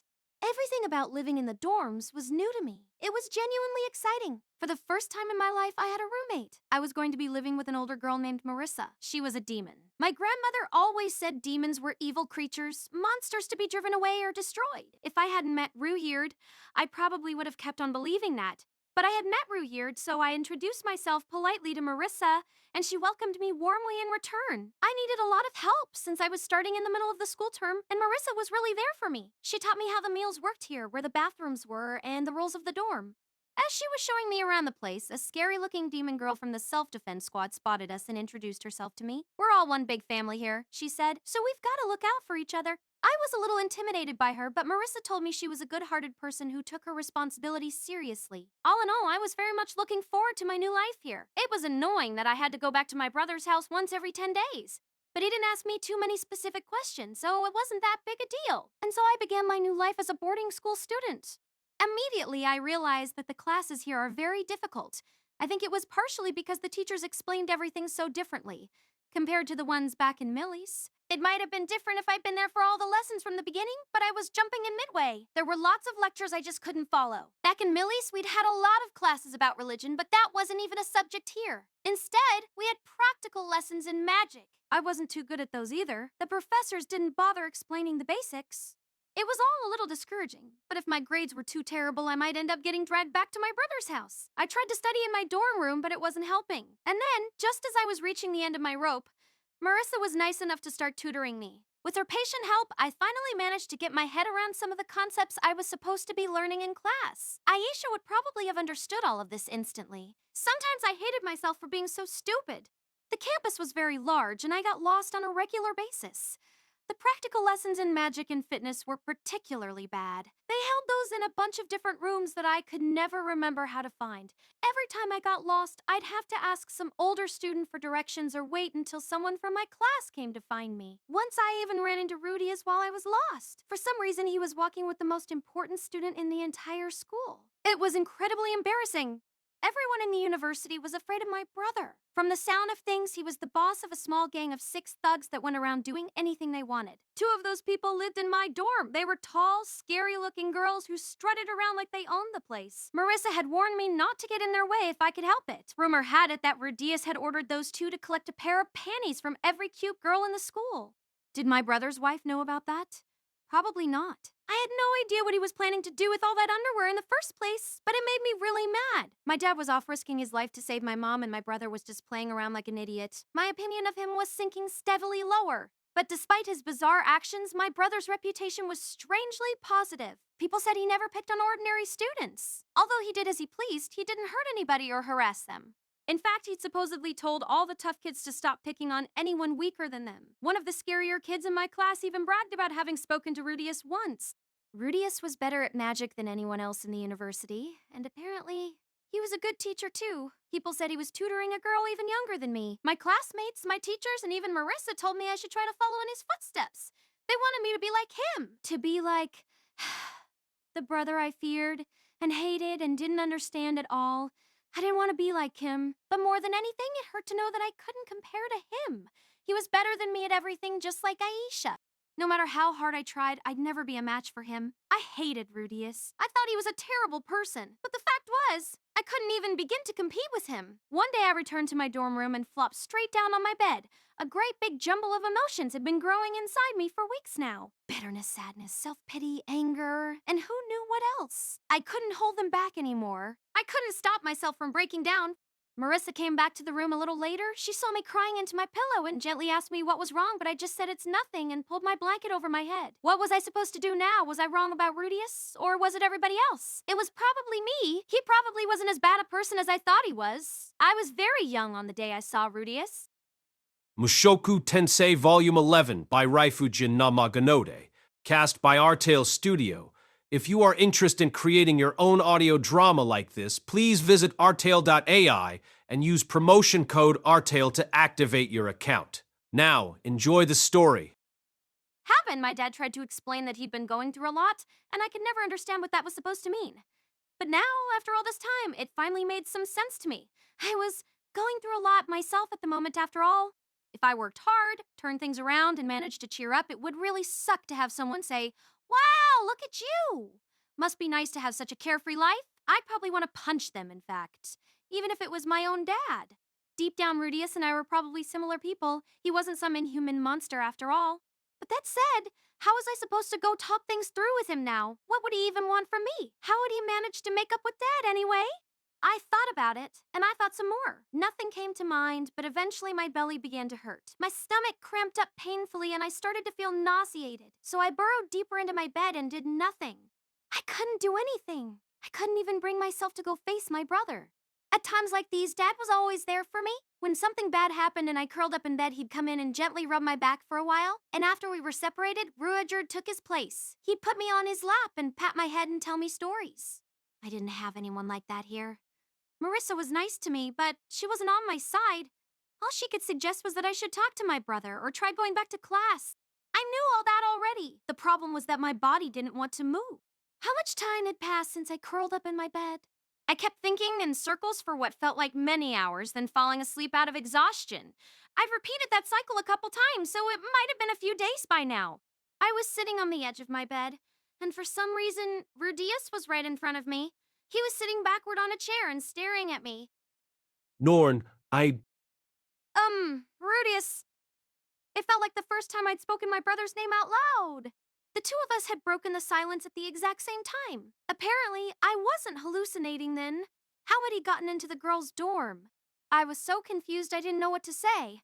My brother was quiet too. For a while, we just stared at each other.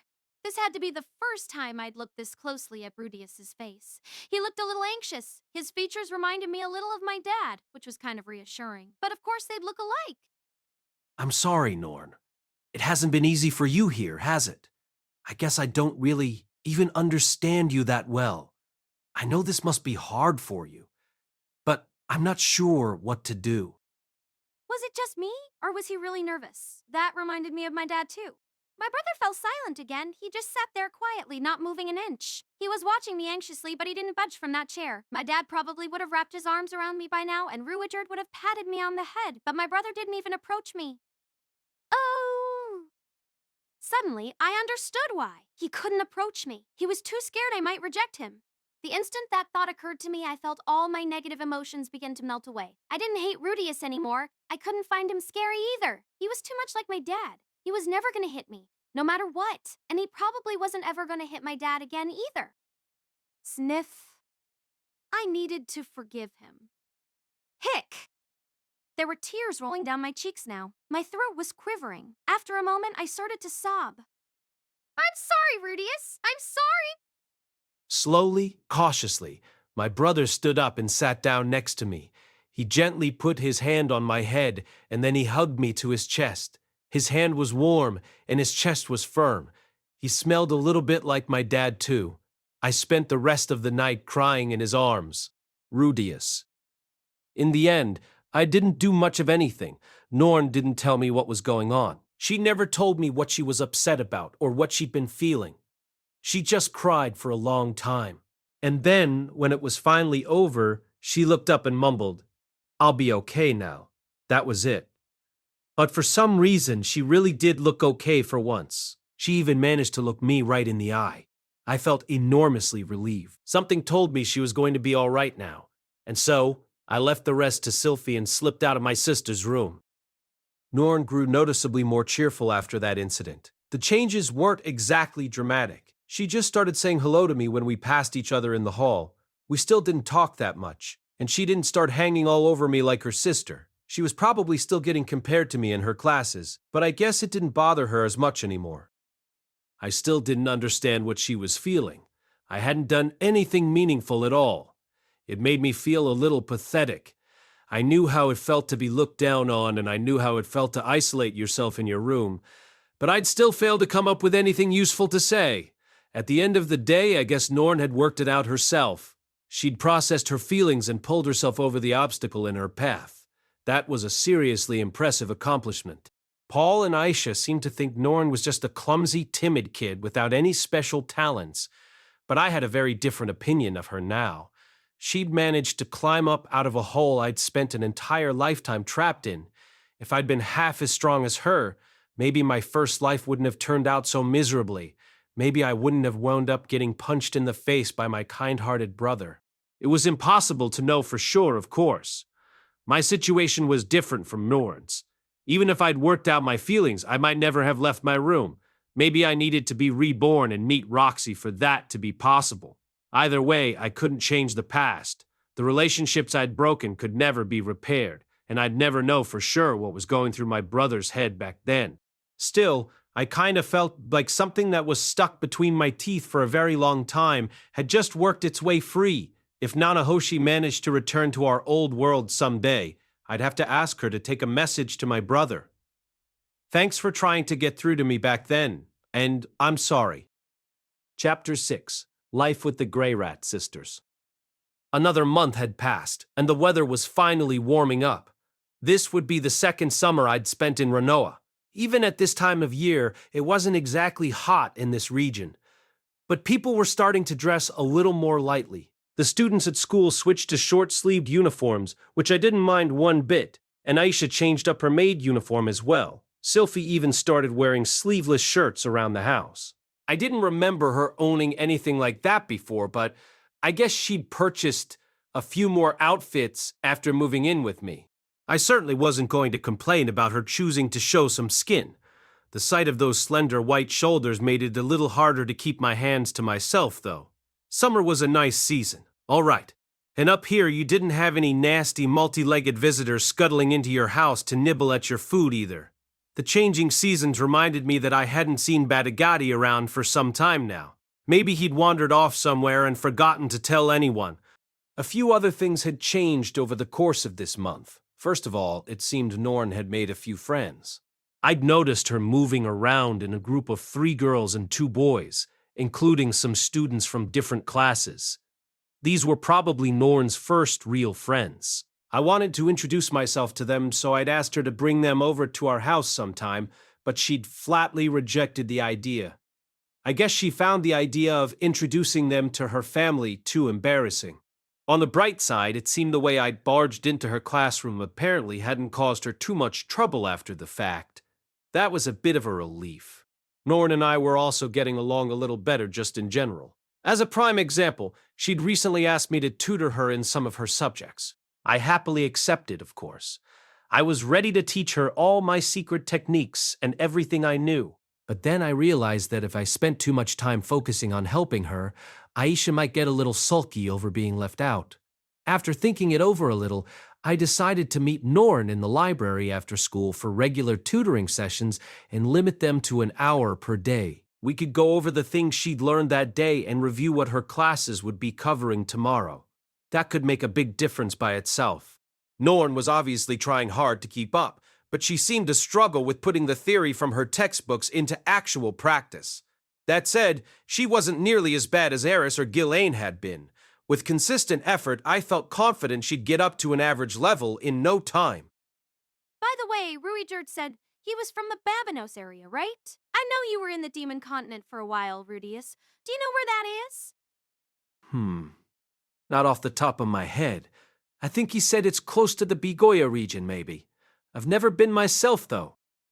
The two of us were on good enough terms now that we actually had some casual conversations during our study sessions. But for some reason, Norn mostly just wanted to discuss Rudeus. I guess he was our main common interest. Not that I really minded, you know? I was actually happy to have someone else I could talk to about him. I see. Sorry to keep pestering you, but what's the demon continent like in general? Well, all the monsters that live there are really big. The culture's pretty different. Also, but it has some similarities with this region, actually. Most of the people there are just ordinary folks living ordinary lives. I did notice that Norn still spoke to me a little stiffly. Her tone tended to be kind of overly polite, especially for a little sister talking to her own brother. Aisha and I had grown more informal with each other, but I guess Norn felt more comfortable this way for now. Oh, that reminds me, Rudeus. Did Rudeus ever tell you the story of his spear? Yeah, I'm never going to forget that one. Talk about a tearjerker. Absolutely! I do hope he manages to realize his goal eventually. Same here. It was about time that I moved that particular project forward, wasn't it? The general plan was to manufacture figurines of a supered warrior and sell them bundled with a book. I hadn't given up on it by any means, but Julie was still inexperienced and didn't have much mana, so mass-producing figures wasn't an option at present. Still, that didn't mean I couldn't get to work on a prototype at least. The book was another matter. The main issue there had been finding the time to write. I'd spent many hours over the last few months learning advanced healing and intermediate detoxification magic. I was good at the brute memorization those subjects required, but they'd still kept me very busy. At this point, I wasn't sure what I wanted to learn next. Moving on to advanced detoxification seemed logical, but there wasn't anything else that really caught my interest. It wouldn't hurt to get my fire and wind magic up to the saintly level, but that tier of spells tended to involve dramatic manipulations of the climate, rather than more practical spells you might use on a regular basis. Learning new things was always nice, but I wanted to focus on something more useful, maybe even a skill like horseback riding. As I was running the possibilities through my head, it occurred to me that I could take some of my newfound spare time and use it to work on my book about the supered. I could probably get a little writing done during my sessions with Norn too. I was looking to write a frank, straightforward summary of the tribe's tragic history. Prose wasn't my strong point, but I could probably pull something together if I really put my mind to it. Or so I told myself at first, but when I found myself staring at that first blank piece of paper, I couldn't even decide where to begin. Was it best to just write down the facts, like the script of a documentary? Would it be more readable in the form of a diary? I had often heard it said that you were better off starting with a small project for your first piece of creative writing, rather than trying to draft an epic masterpiece right off the bat. Maybe I should make this a booklet, no longer than 10 or so pages. It would be easier to hand that out with the figurines, anyway. If I went that route, it was probably best to keep it simple and light. I could make it into a basic good versus evil story, with Laplace revealed as the true villain. Wait, wasn't Laplace considered a legendary hero on the demon continent, though? If I made him sound totally evil, I might piss a lot of people off. One afternoon, as I was struggling with these questions for the 100th time, Norn peered over at my work. What are you writing there, Rudeus? I'm trying to put together a book about Rudeus' past, actually. The problem is, I'm not sure how to approach the project. Huh. Her interest evidently piqued. Norn pulled my paper over and took a closer look. At the top was my working title, The Tale of the Great Warrior Rudeus and the Persecution of His People. There was only about a page of actual text so far, mainly a quick outline of who Rudeus was and what he was like. Of course, I was pretty biased, so he came out sounding kind of like a saintly hero. Is this all you've got so far? Yeah, I haven't made much progress yet. The main issue was that I didn't know where to start the actual story, or how to tell it. I still remembered Rudeus' tales of his people's actions in the Laplace War, and I knew the basic story of their persecution afterward. Still, it had been several years since I heard these stories, so I was a little fuzzy on some of the fine details. In hindsight, I really should have taken some notes at the time. Would you mind letting me help out? It was a very unexpected offer, But apparently, Ruyed had made a habit of sitting my sister on his lap every night, patting her on the head and telling her stories from his past. Not fair. I never got to sit on Ruyed's lap. Okay, wait. Let's try to be an adult about this. That would be a huge help, Norn. Just make sure you don't neglect your studies, okay? All right. From that day on, Norn and I started working on the project together. When she had a little extra time in between her lessons and her study sessions, she would use it to write down Ruyerd's stories. Her writing was a little childish at times and always had some rough spots. But for some reason, reading it made me remember Ruyerd so vividly that I often caught myself tearing up. It had a punch to it. The more I read of her writing, the more I started to feel like she might have some talent in this area.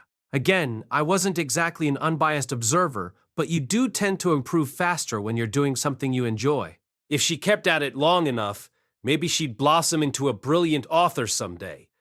For the moment, though, I focused on fixing her minor mistakes and clumsy sentences. I was basically the team editor now. I had a feeling the book was going to turn out a lot better this way than if I tried to write it myself. While my relationship with Norn was beginning to improve, there had been a small development with Aisha too. For once, it had nothing to do with Norn. The two of them still weren't especially friendly with each other, though Aisha was being careful not to insult her sister ever since I scolded her for it. She was always at least superficially polite when her sister came to visit. That actually concerned me a little bit.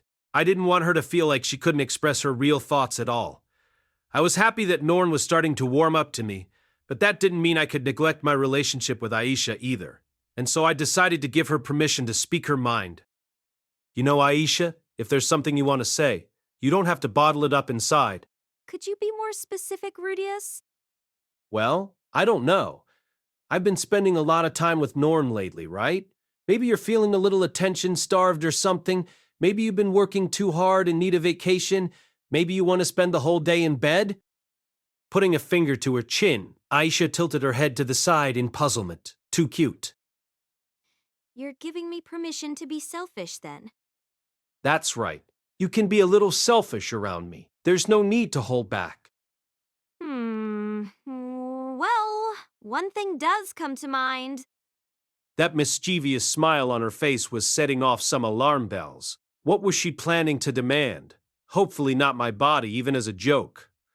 I'd have to make up some excuse to refuse, and then she'd probably be sulky for a week.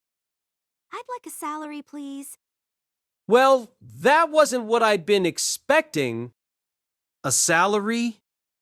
Now that I thought about it, though, Aisha had been working diligently as our maid for some time now. If anything, it was strange that we weren't paying her. But then again, we were family, right? She wasn't an employee. Maybe we could think of it like an allowance then. She was helping out around the house all day, so she wanted some extra pocket money. Fair enough. Okay, we can do that. I agreed to the general idea immediately, but we waited until Sylphie got back home to discuss the specifics. When I offered her a relatively large amount of money, though, she actually declined and tried to talk me down to a smaller figure. Talk about mature. Was this kid really only 10 years old? In the end, we settled on a number we could all agree on. Can I ask why you brought this up, though? Is there something you want to buy? I had to admit I was curious about what had prompted this request. Aisha could buy whatever she wanted, of course, but it couldn't hurt to know what that was. Well, a girl has her needs. Wow, that really clears things up. I was sort of hoping to hear what those needs are, kid. Are you that curious, brother dear? All right, then. Why don't you come along on my next shopping trip? Ooh, that sounded like a date. A date with my little sister. What a lovely concept. I did let Sylphie know about our plans in advance. Unfortunately, she was going to be working that day. I felt slightly guilty about running around town with another girl while my wife was at the office. But it's not cheating when it's your little sister. What was Aisha planning to buy, though? Hopefully it wouldn't be a muscular slave or something. I didn't want some sweaty macho guy hanging around in my living room all the time, to be honest. It was bad enough having a giant six-armed monster randomly drop in for dinner. Not that he'd stopped by in months. On the day of our date, Aisha led me to the market and headed straight for a general goods store that sold all sorts of miscellaneous everyday products. The shelves were stuffed with knickknacks, but there were no other customers to be seen. From the looks of things, they mainly sold second-hand goods. After browsing a little, Aisha bought 3 small flower pots there. What are you going to do with those? Drop them on the heads of any demon kings who happen to be passing by. No. I was just gonna plant some flowers in them, as long as you don't mind, of course. There was only one possible way for me to reply to that. Of course I don't mind. Still, I hadn't really pictured Aisha as the flower girl type. I mainly thought of her as an energetic baby genius. In my mind, her hobbies were cleaning up, counting money, and balancing budgets. Growing plants was more of a slow, contemplative hobby. You had to let nature take its course, watching the results unfold over the course of weeks or months. And even a genius wasn't going to be 100% successful at growing things. But maybe that was exactly why it appealed to her. She was used to being able to manipulate things to her liking. This would be partially out of her control. Shouldn't you buy some potting soil too, then? The earth around here isn't the most fertile, so it won't be easy to grow flowers in it. I was going to ask you to make some for me with your magic, Rudeus, if you don't mind? She hit me with the pleading eyes again. There was only one possible reply. Of course I don't mind. I was a man after all. The idea of digging around in the dirt and sowing some seeds held a certain appeal for me. I'd have to whip her up some amazing soil later. The kind that lets you grow baobab trees from tulip seeds. What kind of flowers were you thinking of planting? I collected a bunch of different seeds on the way up here, actually. I'll use those. Those might not actually grow, just so you're aware. I think it'll probably be okay. The two of us puttered around in the store for a little longer, chatting about Aisha's plans. I picked out a pair of earrings for Sylphie before we left, shaped like teardrops, with little blue stones in the center. These would definitely look good on her. Is that a present for Sylphie? Yep, I'm the kind of man who doesn't take his wife for granted. Sylphie is a lucky woman, all right. But when she's busy, brother dear, maybe you could spare me a little love as well. Oh, the upturned eyes again. As always, there was only one possible reply. Not happening. The old man would beat me senseless. Darn! We paid for our purchases and left the little store behind. Our next stop was a place that specialized in the sale of fabrics and furnishings. There were big rolls of hand-woven cloth hanging all over the place. Princess Ariel had actually recommended this store to me a while ago, back when I was buying rugs for the house. They sold good quality stuff at a wide range of prices and seemed to attract a broad clientele. I didn't know how my sister had learned about it, though. Inside the store, Aisha quickly picked out some curtains. They were pink and frilly and were definitely the expensive side. When she took them up to the counter, though, she proceeded to haggle ruthlessly with the clerk. She dropped my name and Princess Ariel's and used every single card she had to play. By the end, she'd managed to talk them down to an only moderately pricey figure. Do you have enough to pay for those, Aisha? I can chip in a little if you want. That's okay. I've got exactly enough. Handing over the remainder of her allowance, Aisha completed her purchase. She'd used every coin of the money I'd given her. The girl had a real way with money. It was a little frightening, to be honest. It's a good idea to save a little bit of your pocket money for later, you know. Unexpected expenses can pop out of nowhere. Hell, you might get teleported to the demon continent for no apparent reason. Ever since that incident, I'd made a habit of hiding cash inside my clothes at all times. I even had a few bills in the soles of my shoes. Okay, I'll save a little next time. Still, flower pots and frilly pink curtains, huh? I really had taken Aisha for a little brainiac so far, but she clearly had a girly side. I've always wanted a few cute things like these, you know. What, Lilia wouldn't buy them for you? Mom always said no. She thinks it's wrong for a maid to decorate based on her personal tastes. I hope you don't mind, Rudeus. The girl wasn't just clever, she was good at playing with your emotions. Not only had she wrapped her arms around my waist, she was looking up at me with Bambi eyes. I knew it was all an act, of course, but it was so cute. I couldn't bring myself to care. There was only one possible reply anyway. It's totally fine, Aisha. Good thing I wasn't a creepy old man or anything. I might have kidnapped her on the spot. In the weeks following this little date, Aisha's room grew steadily more girly. She seemed to like cute, tiny things and kept finding small pots to plant small flowers in and lining up fist-sized dolls on her shelves. At some point, she even embroidered charming little designs on the hem of her apron. I was starting to get a little worried she might evolve into a Jaiaru if this kept going. Still, both of my sisters were doing well. I was content. Although she wasn't my sister, Nanahoshi was finally getting her groove back too. In our last experiment, she'd managed to summon a plastic bottle. That bottle was currently sitting on the windowsill in her laboratory, serving as a vase for a single flower. With that success under our belts, we'd moved on to the second phase of her plan. From this point on, we'll be trying to summon organic matter. Organic matter? That's right. I was thinking we could start with After my contribution to her recent success, Nanahoshi seemed a bit more inclined to trust me than before. She actually took the time to review the phases of her plan with me. Summon an inorganic object. Summon something composed of organic matter. Summon a living thing, a plant or small animal. Summon a living thing that fits certain specific criteria. Return a summoned living thing to its previous location.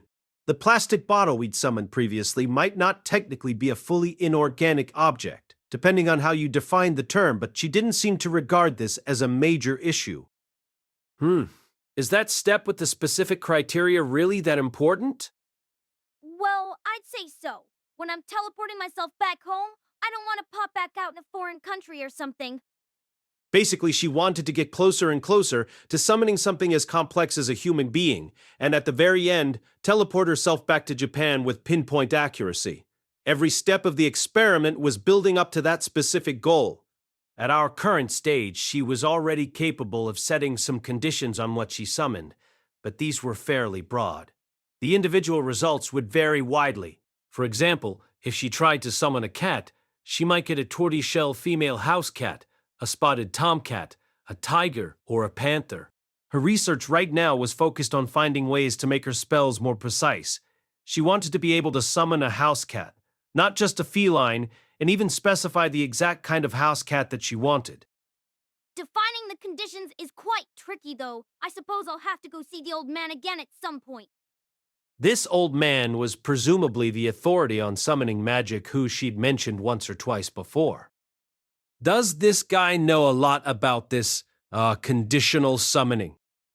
Well, Nanahoshi put her hand to her chin and thought for a moment, then nodded to herself and began to explain. let me elaborate a little. In this world, summoning magic is generally divided between fiend summoning and spirit summoning. Really? Fiend summoning apparently referred to calling forth specific monsters. You'd summon an intelligent creature using a complex set of magic circles, pay it some form of compensation, and set it to work for you. This was the kind of summoning that people generally thought of when they used the word. Usually, this meant summoning garden-variety monsters of the kind you might encounter in the wild. It was also possible, however, to summon legendary beasts believed to reside in other worlds. Nor was fiend summoning limited to living things. It was possible to target inanimate objects too. Nanahoshi producing that plastic bottle would technically be categorized as a fiend summoning spell. If I mastered this, I might be able to summon the panties Master Roxy was wearing. Spirit summoning, on the other hand, was a very different kind of technique. This actually involved creating artificial entities out of mana. Designing these spells was apparently similar to programming in a way. Just so you know, it's best we don't discuss that part openly. Why? Most people think that spirits are living things that reside in the barren world, and we're just calling them to ours. In other words, it was thought of as just another variation on fiend summoning. Fiends were harder to control, but they could think and act on their own, and they could adapt to unfamiliar circumstances. By contrast, spirits were quite easy to control but usually only acted in a few set patterns. That said, if you had the programming chops to build some very complex code, you might be able to craft a spirit that could pass for human. She'd seen some at the aforementioned old man's place. And on a slightly different note, here's that magic circle I promised you earlier. Nanahoshi handed me a scroll. There was a dense, complicated magic circle inscribed at its center, covering about half a page. What is this? A summoning scroll for a lamplight spirit. A lamplight spirit was a simple thing that would float along behind the summoner while emitting a bright light. It was capable of understanding simple commands like light up that area, but as time passed, its mana would dwindle until it disappeared. It was a very basic spirit, but if you used enough mana, it could stick around for a relatively long amount of time. It wasn't the most exciting spell I'd ever learned. To be honest, I'd been expecting something a little flashier for my reward. This magic circle is an original creation of that old man I keep talking about, by the way. Not even the Magician's Guild knows about it. Huh? Really? When I heard it was a limited edition product, though, it suddenly seemed a lot more exciting. I guess I was still Japanese at heart. Yeah, and I'll get you something more impressive. Nanahoshi pressed her hands together in a pleading gesture. I hadn't seen anyone do that in a long time. It made me a little nostalgic.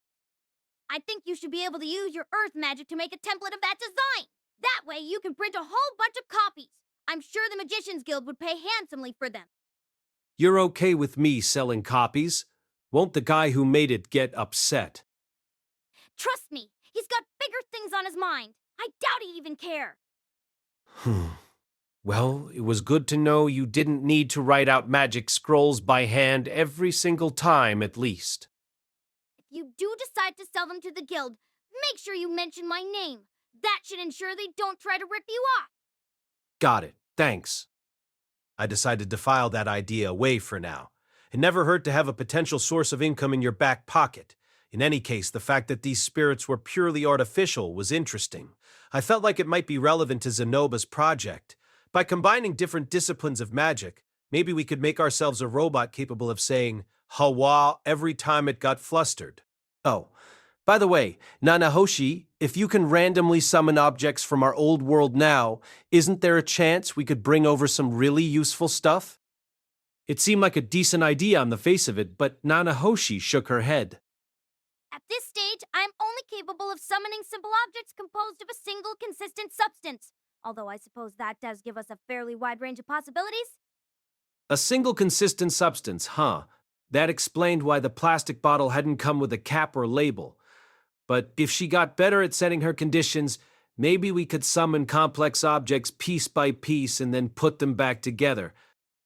Also, it's not a great idea to pull too many things that belong in our old world into this one. I think I mentioned this before, didn't I? Oh, was she still worried about that whole messing with the timeline thing? I feel like you're being a little too paranoid about that. Honestly. You're welcome to test that theory after I'm safely back. Wow. Cold! Zenoba, meanwhile, had finally managed to finish up his red Wyvern figurine the other day. It didn't look exactly like the one I'd seen, what with the horns on its forehead and all, but it looked cool. And that was the most important thing. Julie was very happy with her belated present. She wasn't the sort of kid who smiled a lot, but she spent quite some time holding the figurine up, oohing and ahing as she examined it from different angles. Thank you very much, Master. Thank you, Grandmaster. Turning around to face the two of us, she executed a slightly stiff but respectable bow. You're welcome. Keep up the hard work. Yes, sir. Julie was speaking the human tongue much more fluently these days. It wasn't because of anything I'd done, though. Ginger made a habit of correcting her whenever she slipped up, and you always learn faster when you have someone to point out your mistakes. Aren't you a lucky girl, Julie? Make sure you take good care of it. Yes. Thank you too, Miss Ginger. Ginger was now a constant presence in Zenoba's room. She usually kept herself positioned by the wall, stepping out to fetch drinks for Zenoba or see to the needs of his visitors. At the moment, she was renting an apartment in a building close to the university. I'd once asked her why she didn't just move into the empty room for bodyguards next to Zenoba's chambers, but she said it would be presumptuous of her to reside next door to the prince. Their arrangement felt less like a master-slash-servant relationship and more like a very weird commuter marriage, or maybe the bond between a cult leader and his most faithful disciple. The woman would probably cut her stomach open instantly if Zenoba ordered her to.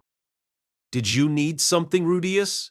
I was just wondering why you swore loyalty to Zenoba in the first place. Ginger nodded at my abrupt question, looking rather pleased.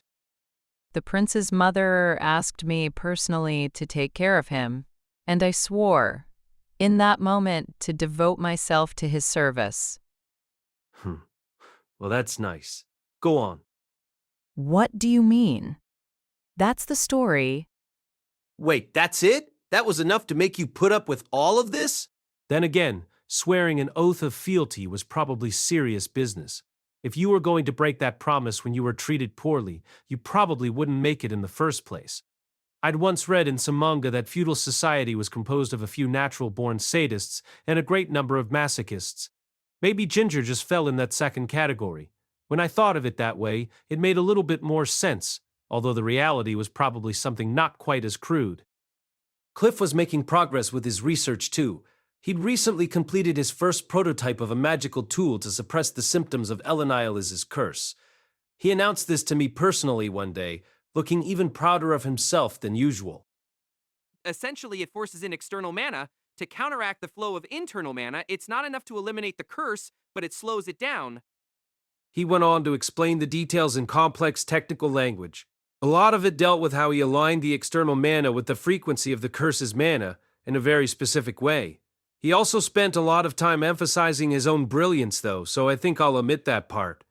The bottom line was that he'd found a way to make Eleniza's curse less severe. However, there are two remaining problems. At this point in the conversation, Cliff finally let me see the device itself. It was a bulky loincloth of sorts, the kind of thing a sumo wrestler might wear. To be honest, I would have taken it for an adult diaper. I see. Well, the most obvious issue would be that it's not exactly fashionable. Indeed. I couldn't ask Lise to walk around wearing this thing, of course. The two of them had actually gotten into a fight about it, and they almost never fought. Elenilis had actually said she didn't care how it looked, but Cliff stubbornly refused to give in. I guess he was too proud to bear the idea of making his girlfriend look ridiculous. They'd made up over the course of a single passionate night, incidentally. Their love was as nauseating as ever. Zenoba and Silent volunteered to help me out, and we've developed a plan to miniaturize the device. I'd like to make it significantly more effective too, but I am a genius, so I'm sure it's only a matter of time. His ultimate goal was to make a device no larger than an ordinary pair of panties. It was hard to say if that was feasible, but if he did pull it off, maybe we could make a pair of gloves for Zenoba too. It might give him a chance to make figurines with his own hands. Then again, I had a feeling he might just be naturally clumsy, even without the super strength. So, what's the other problem you mentioned? Cliff frowned. That's actually the reason why I called you here today, Rudeus. Oh? The thing is, the implement currently consumes far too much mana to be practical. As I recalled, magical implements required someone to pump them full of mana before they could work. Less efficient ones weren't considered especially useful for real-world applications. Ideally, Cliff wanted something that Elenilis could wear constantly while consuming only as much mana as she could stand to spare. But right now, the device was so thirsty for power that Cliff couldn't even keep it running for an hour. We're going to try to keep honing the design, but I could really use your help. Without you, we'd only be able to charge the thing up a few times a day. Ah, right. Okay then, I'll help out when I can. Cliff considered himself a genius magician, and his mana capacity was certainly on the greater side. But even so, it wasn't close to enough. This was exactly where I could come in handy. From that day on, I started to help out with Cliff's experiments too. Incidentally, the device did nothing to make Elenize any less horny. Lately, I felt like my life had settled into a smooth and pleasant rhythm. I woke up in the morning, did my training, ate breakfast, and went to the university. I stopped by to see Zenoba and then Cliff, checking in on the progress of their research and occasionally offering some advice. After lunch, I headed over to help out Nanahoshi with her summoning experiments. And once classes ended, I took an hour to tutor Norn. On my way back home, I went grocery shopping with Sylphie, and Aisha greeted us at the front door. Sylphie and I took a bath together, and the three of us ate dinner. Then we practiced magic in the living room and talked about our days. After Aisha went to bed, I worked on the baby-making project with Sylphie, then fell into a sound sleep with my wife as my body pillow. Each day went much like the one before it, but I still felt like I was making steady progress toward my goals. Maybe this was what happiness felt like? It wasn't something I'd gotten much of in my first try at life, but assuming Paul made it back safe and sound in a year or so, things should only get better from here. Chapter 7, The Third Turning Point. Life comes at you fast sometimes. I was doing my usual training routine one pleasant summer morning, feeling good about things in general. I hadn't seen Bedigadi around for months, but wasn't too concerned. The man was impulsive at the best of times, so there wasn't much point worrying about him. That was what Ellen Eiles always said, at least, and it had proven to be true so far. When I finished up and went back into the house, I found Aisha and Sylphie in the hallway with serious expressions on their faces.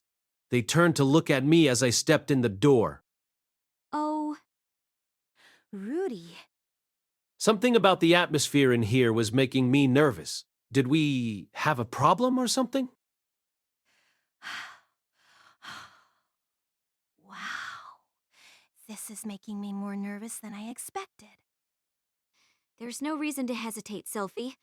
Go on, be brave. My wife stepped forward. After a moment's hesitation, she crossed her hands in front of her stomach and spoke. Well, Rudy, it's actually been 2 months now since my last, you know. Her last? Oh, wow.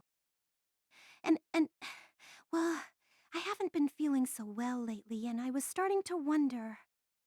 I couldn't help myself from staring at Sylphie's stomach. It didn't look any different at the moment. Was this really happening? So I went with Aisha to the neighborhood doctor, and they said, congratulations. Oh. My voice was trembling. So were my hands. And my legs, for that matter. Congratulations. She was pregnant. We were actually going to have a kid. This wasn't a dream, right? An experimental pinch of my cheek made me wince. So much for that theory. I swallowed loudly. Right, of course. Why wouldn't she be pregnant? I was a man who could make things happen when I really set my mind to it. This had always been part of the plan. I just hadn't been expecting it to happen so quickly, since everyone said elves had a hard time getting pregnant. I was a little startled, that was all. Rudy, any thoughts? Sylphie was looking at me anxiously. I wasn't sure what to say, though. This was all so sudden. Can I, touch your stomach? Huh. Sure, go ahead. I reached down and stroked Sylphie's belly. It was still slender, with no additional fat that I could feel. Her skin was warm to the touch and surprisingly soft. The same as always, in other words. But when I focused closely, I felt like I could feel a slight hint of a bump. That was probably just my imagination, right? The kid wouldn't be that big yet. Right? Our kid's in here. When I spoke those words out loud, I felt a sudden surge of emotion building up inside me. What was this feeling? I had to repress the urge to start shouting incoherently. I had a kid on the way. I was going to be a dad. It didn't feel real yet, but it still made me incredibly happy. Was happy even the right term? The word felt so inadequate. What was I feeling right now? Could you even put this into words? Brother dear, isn't there anything you'd like to say to your wife? Aisha's words snapped me back to reality. Ma? Something I need to say? Like what? Congratulations. No, that can't be right. Maybe I should thank her. Yeah, that sounds better. Thank you, Sylphie. Huh? Sylphie smiled, but she looked a little puzzled. Had I guessed wrong? What was the answer then? I searched my memory for a hint. What had Paul said to Zenith back when we found out Norn was on the way? Something like, well done, right? Or maybe, nice job. I didn't like those options very much, though. Did he think women only got pregnant when they tried really hard or something? Maybe. Maybe he was that stupid. Pregnant, huh? Yeah, Sylphie's pregnant. I got this sweet, beautiful girl pregnant. Me, of all people. The more I thought about it, the more my emotions threatened to overwhelm me. I was actually starting to tear up. I'm sorry. I don't, think I know what to say. Sorry, Sylphie. Woof. Rudy? Instead of continuing, I'd thrown my arms around Sylphie. I wanted to lift her up into the air and spin her around a few times for good measure. But this wasn't the time for that. She had a baby in her belly.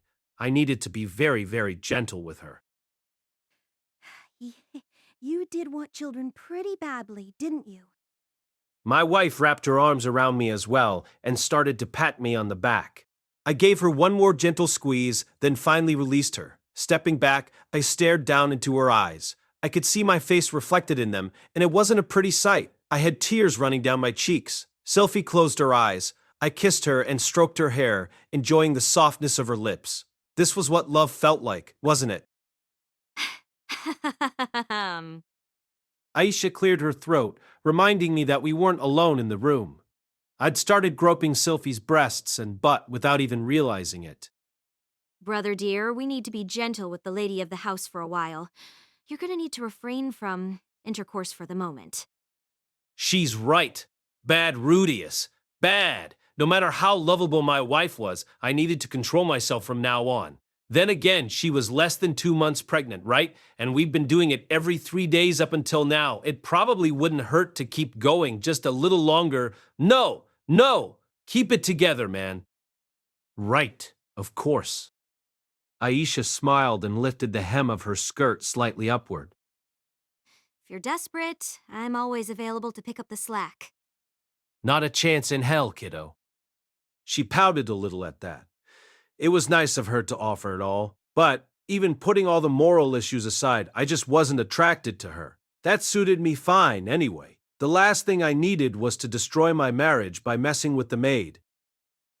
Well then, brother dear, I'm gonna go inform Princess Ariel of this development. I expect Miss Sophie will need to put her work on hold for some time after all. That hadn't even occurred to me, but she was right. You wouldn't want a pregnant woman working as a bodyguard. Sophie was going to need a leave of absence. I'll go. I should really explain the situation myself. Aisha sighed at me. Rudeus, you really need to stay with Sophie for the moment. You've got lots to talk about, remember? Do we? Oh, right. I guess we do. This kind of changes everything, after all. With that settled, I'll be going now. Right? Okay. Thanks, Aisha. My little sister left the house in high spirits, leaving me and Sophie behind by ourselves. A few minutes later, the two of us were sitting next to each other on the sofa. I cautiously reached out to take Sophie's hand. She squeezed mine back and leaned her head against my shoulder. Neither of us said anything for a while. I wasn't sure where to begin, honestly. The only words that were coming to me were variations of "I'll take responsibility for my actions." But we were already married, so that didn't make much sense. Sylphie? Yes, Rudy? I know this might be tough, but we'll do it together. Well, I think I'll be doing most of the work. Laughing softly, Sophie laid down on the couch and put her head in my lap. I used my free hand to stroke her head and rub behind her ears. Hey, Rudy. Yeah? Do you want a boy or a girl? The question took me by surprise. I'd almost forgotten babies came in 2 varieties. I mean, not that we really get to choose. Which would be better? Maybe a boy would be nice, just to have an heir to the family, but it wasn't like I was the head of some feudal clan or anything. We could pass down everything to a girl just as easily. Not that we even had much of a fortune to be inherited at the moment. Back in my old life, I probably would have said, "A girl," with a creepy grin on my face, maybe even suggested that we take pictures of her every single day to record her growth into adulthood. What a very foolish man I used to be. Right now, though, I couldn't find any reason to prefer one over the other. As long as it was a healthy, happy kid, I'd be satisfied either way. Rudy, I'm kind of relieved. Why? It feels like I'm really your wife now. Just like in my old world, having children was a major reason why people got married here. Sylphie had probably been a little anxious about that part of things, since it was harder for her people to get pregnant. Not that I would have left her over something like that, of course. Anyway, I guess this is gonna be kind of rough on you too, huh? Since we can't, do it for a while. Hey, I'll live. I could put up with a dry spell under these circumstances, unlike certain old men I could mention. Feel free to kick me out of the house for good if I go off and sleep with another woman. All right? I deserve it. Oh, I don't think I'd be that angry. Maybe a little sad. But I'd understand. Really? That seemed like an awfully mild reaction. I wasn't going to betray her or anything, though. I knew I'd feel like total crap if she went out and cheated on me. I think I'd get upset if you messed around with another guy, to be honest. Sylphie just laughed softly and smiled. It was an expression she only ever wore around me. No one else ever got to see it, and that made me really happy. We spent some quiet time together. In the evening, Aisha came back to our house with Norn in tow. See, congratulations, Sylphie. Thanks, Norn. That got Norn smiling as well. She didn't seem to mind being petted as much as you might think. Maybe she actually enjoyed it, coming from the right person. In any case, it was nice to see the two of them getting along so well. Everyone wanted to come by and congratulate you, but I convinced them to postpone their visits for a few days. She'd apparently assumed I would want to keep this an intimate family occasion for today. I didn't remember suggesting anything of the kind, but it seemed reasonable enough. Sylphie would probably be a little embarrassed or overwhelmed to have a lot of people congratulating all her at once. It was better to give it a few days. Princess Ariel indicated that Miss Sylphie is expected to take a break from her duties for at least 2 years. She also said she would arrange for a leave of absence from the school. Great Aunt Elenise has volunteered to assume Sylphie's bodyguard duties in the interim. Is Grandma really going to be okay? I mean, she has that curse and everything. She assured me that she could manage, madam. I wouldn't worry about her. Elenise did know how to take care of herself, and she had that magical implement now. Besides, she could always pull Cliff into an empty classroom or storage room if she needed to get busy during school hours. Prince Zenobia says he'll be paying us a visit 5 days from now in the evening. He wanted to have dinner with us, so I'll get things ready for that. Princess Ariel will be stopping by in 10 days, also at night, but she indicated that she wouldn't be dining with us. Cliff and Great Aunt Elenise will be coming along on that visit. Miss Laney and Miss Persenna indicated they'd wander by sometime, but I don't have any details as to when that might be. Miss Nanahoshi offered a brief message of congratulations to you both. I wasn't able to find Lord Batagati, but I left a message for him. Aisha had rattled off the whole list of our friends quickly and efficiently, in a steady tone of voice. It was like we had a personal secretary or something. The girl was definitely good at her job. Got it. Thanks for letting everyone know, Aisha. Of course, brother dear. Aisha looked over at Norn with a prideful smirk on her face. Norn met her gaze with a frown. Aisha still seemed to take a certain degree of malicious joy in showing her sister up like this. There was some lingering conflict between them involving their positions in the family. I was always telling Aisha that she was an equal member of the family, and that it didn't matter if she had a different mother, but the two of them still fought constantly over the most minor things. They did say squabbling with someone can be a sign of how close you are.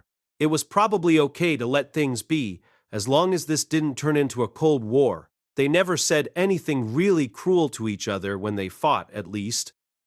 I've got to say, though, Dad's probably going to be shocked when he shows up and finds out I've got a kid coming. Oh, yeah! I can't wait to see the look on his face. She really did love her dad. I could see her putting down marrying my daddy on her list of dreams for the future.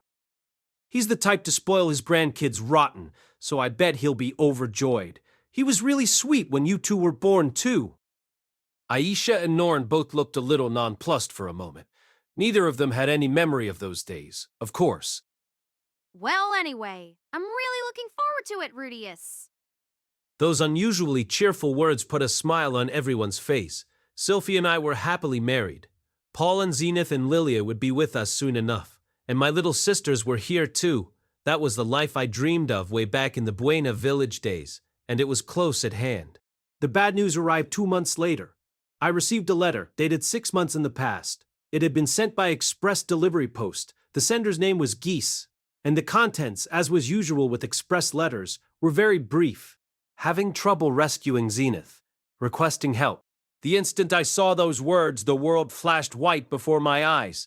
When I came to, I found myself in a pure white space. I'd been transformed back into the foul person I used to be, and felt a surge of anger and resentment wash over me. I stared sullenly at the figure in front of me. It was the smiling man-god, whose face was nothing but a blur. Hey there. What the hell is going on? What are you talking about? That letter. The one from Geese. He said the rescue isn't going well. What's the deal? Well, I expect it means the rescue isn't going well. What do you want from me? But that's not what you told me. You said I'd regret it if I went to the Beggarit continent. What was all that about then? Were you lying to me? No, of course not. You'll regret it if you go to the Beggarit continent.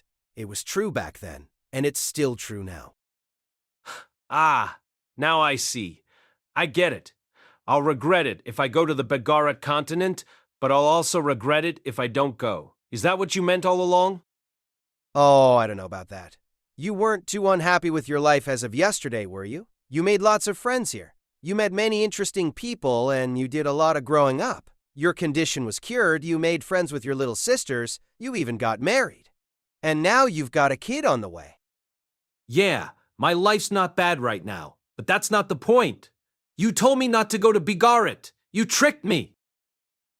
I really didn't, though. Let me repeat myself one more time.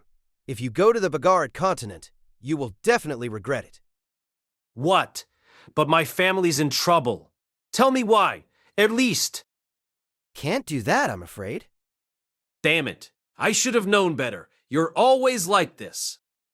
You're being awful harsh today. My advice has always proven helpful, hasn't it? Maybe, but that doesn't change the fact that you misled me this time. Look, can you at least give me some of the details? What am I going to end up regretting? I can't make this decision unless I know the risks and rewards. Most people have to make their decisions blind, you know? You're awfully demanding. I don't care if I'm being unreasonable. I don't want to regret my choices. Well, if you actually think it through, a few of the consequences should be obvious.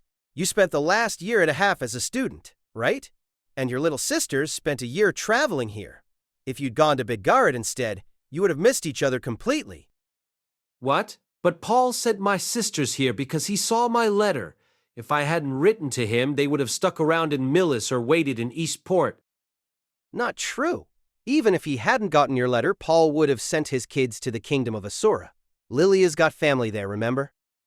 Sure, okay. I guess you're right. Things aren't so different now, really.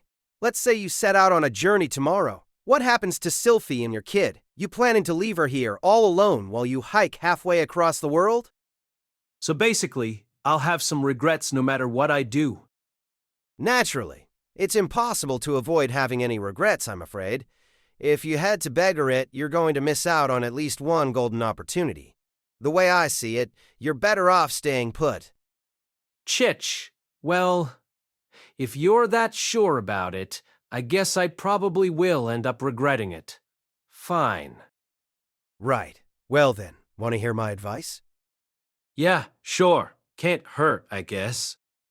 Aha! Rudeus, remain in Renoa until the next mating season comes around. Linnea and Persino will pursue you aggressively. Choose one of them and begin a relationship with her. This will bring you greater happiness in the end.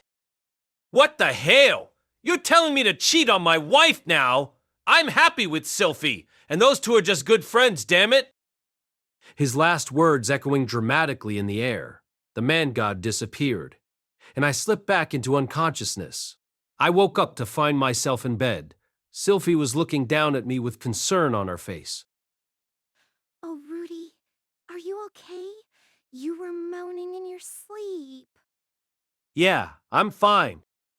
What had happened after I received that letter? I couldn't remember the specifics very well. I recalled staring at the page in a stupor, but nothing else except my dream.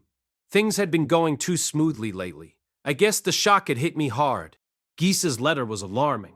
Something had obviously gone wrong. Still, I had the man-god's words to consider. If I set out on now, there was a chance my family and I would pass each other on the road and I'd waste a couple years of my life. Maybe this was too optimistic, but There was a chance that Geese had just sent out that letter in a moment of panic. I mean, it wasn't Paul who had written to me. It was Geese, my monkey-faced cellmate. Why would he write me a letter like this? Because he was trying to rescue Zenith too? But Paul's last letter hadn't mentioned him. It seemed likely Geese had found Zenith on his own. The letter was written 6 months ago. It was possible he'd been alone and feeling helpless at the time, but had met up with Paul and the others since then. Maybe he'd even sent a similar letter to Paul. They might have joined forces and rescued my mother a couple weeks later. All of these were just possibilities, of course. I had absolutely no way of knowing what the situation really was. Not from this great a distance. There was Sophie's child to think of, too. No matter how fast you traveled, it had to be a solid year's journey to reach the Beggarite continent. I knew the road down to Eastport from my last big journey, so it was possible I could cut the travel time down significantly. But even if I somehow managed to get there in 6 months, I wouldn't be back home for at least a year. That wasn't going to work, right? I couldn't just leave my pregnant wife all alone to go on some adventure. This is about that letter, isn't it? I couldn't bring myself to answer. I promised Sylphie I wouldn't disappear on her again. I'd given her my word. It wouldn't technically be disappearing if I explained everything beforehand, but that was just semantics. Even if we talked it through beforehand or if I left her a thorough letter, it would still be agonizing for her to be left behind.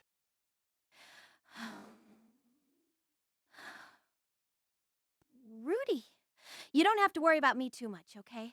I've got Aisha here to take care of me. There was just a hint of anguish on Sylphie's face. She was anxious, of course. This was her first pregnancy. Her belly was already getting bigger by the day. Sooner or later, it would be hard for her just to get up and down the stairs. And there was a chance I might die on this journey. I might never come back to her. She'd fought down that fear to speak those words. I'm not going anywhere. I'll stay with you, Sylphie. When I said that, she smiled, though she still looked a little conflicted.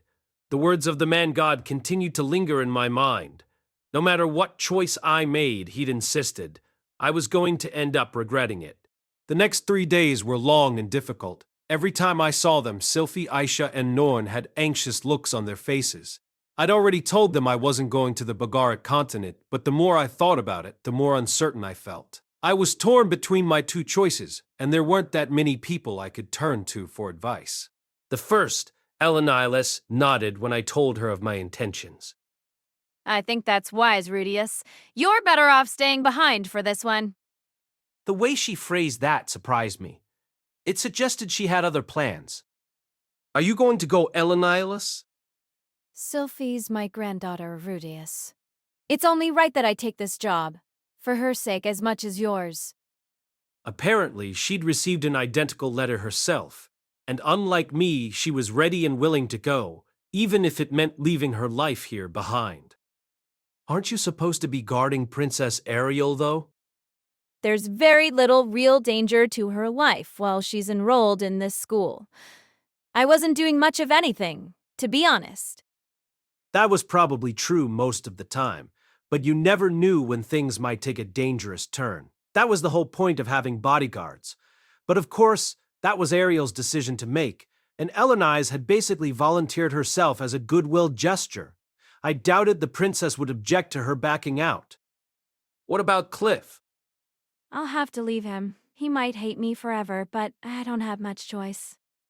Why don't you at least explain the situation? I'm sure he'd understand. Elenice shook her head with a melancholy smile. It didn't look much like her usual smirk. Cliff's a pure-hearted young man. He has talent, drive, and vision. I wouldn't be surprised if he becomes the Pope one day. He's better off remembering me as nothing but a youthful indiscretion. Well, that just made me feel terrible for the guy. Members of the Millis Church were expected to stay loyal to a single person. If Elenice just disappeared, it might shake the very foundations of Cliff's faith. He was a strong-willed person, but it was hard to know what losing his religion might do to him. And also, I'm the one who told you to stay here last time. That makes cleaning up this mess my responsibility, don't you think? Elenice's words were so firm and clear that I found myself at a loss for words. Apparently taking that as agreement, she nodded. You just leave this to me and wait here, dear. I want to see a happy great-grandchild waiting for me when I make it back. It was clear that nothing I could say was going to change her mind. Next, I turned to Zenoba for advice. His expression didn't even change as I laid out the story. I see. Well, I'm sure you'll deal with this matter easily enough and be back before too long. I will remain here and continue to pursue my research, but I do hope you'll return as quickly as possible. I kind of thought you'd ask me not to go, Zenoba, or demand that I bring you along. When we parted back in the Shironi Kingdom, he'd wept and hung all over me. A part of me had been hoping for something similar, but this time his attitude was very different. Should you wish for me to accompany you, I would be loath to refuse, but I am unaccustomed to lengthy journeys, and I fear I might prove a burden. And of course, I couldn't bring the girl on such a trip. He shot a glance over at Julie. Julie was still a young child. Leaving her here in Ginger's care was an option, but that would mean putting their studies and research on hold. And if she came along instead, it would be dangerous to have her keep exhausting herself by using up all her mana. Do you think I should go, Zenoba? That is your decision to make, Master. He sounded almost dismissive now. I'd been hoping for some actual advice. However, if I may make one observation.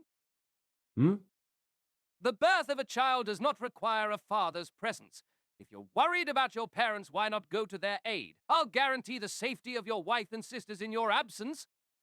There was real conviction in Zenoba's words. It made sense that royalty would have a different perspective on this sort of thing, though. Most kings probably didn't rush to watch their concubines giving birth. I would, of course, prefer to have you at my side constantly, but the choice is yours. You make some decent points, Zenoba. Thanks for the advice. Sylphie wasn't on her own here. She had Aisha, Zenoba, and Princess Ariel's retinue. She wasn't alone. We weren't alone.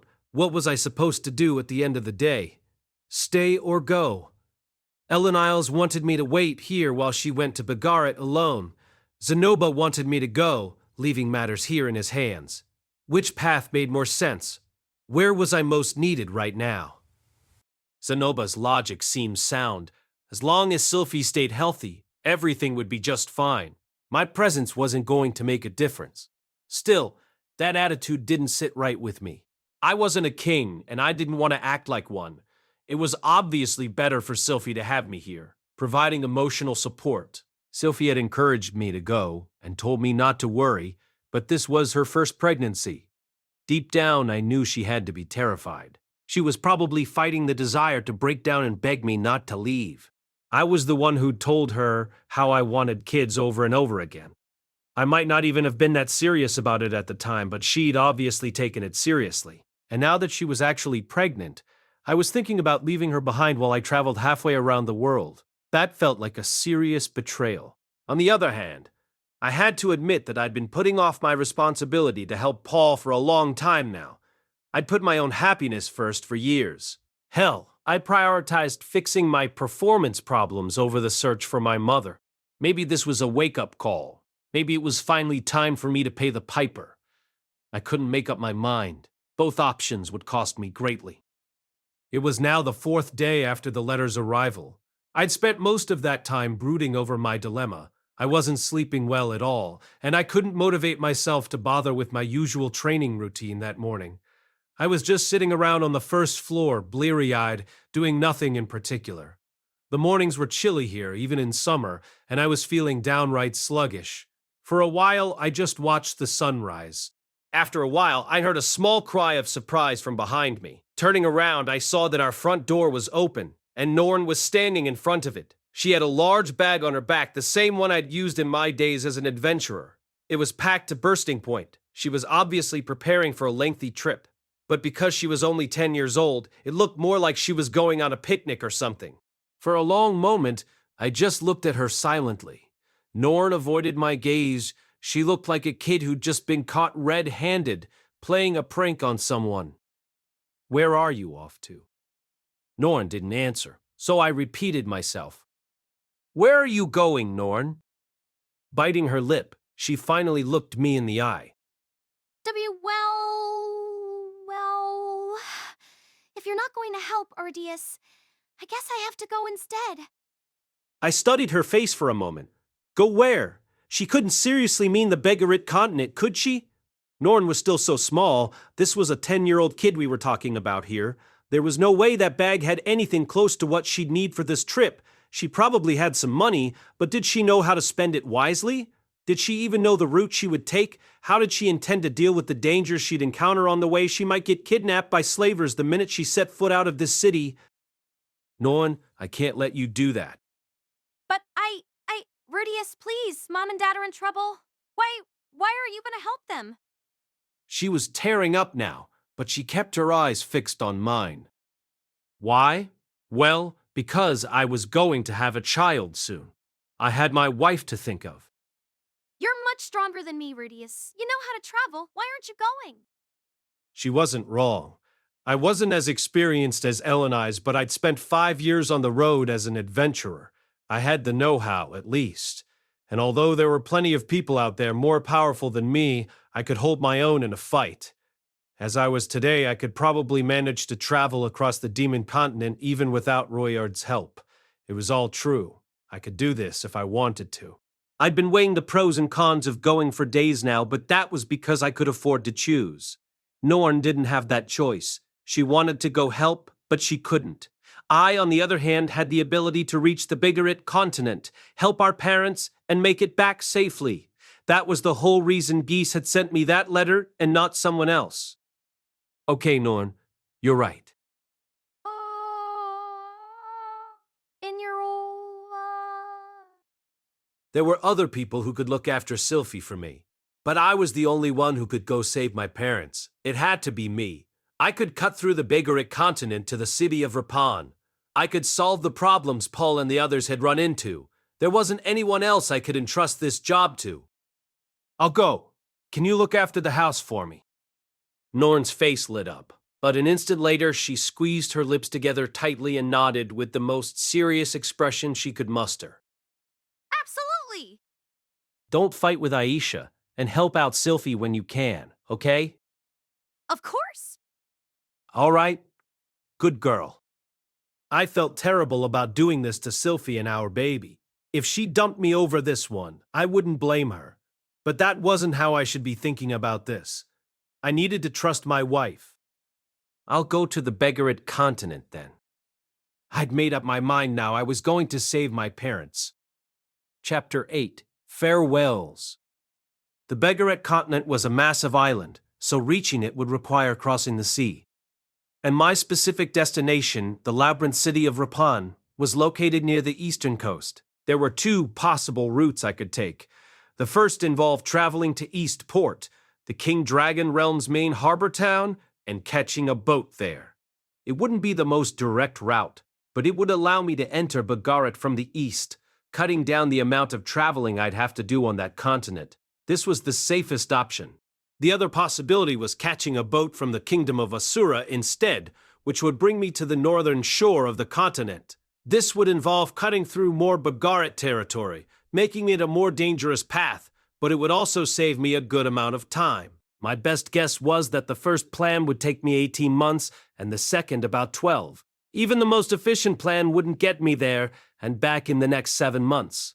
I'd be missing out on the birth of my child no matter what. But that was far from my only worry, of course.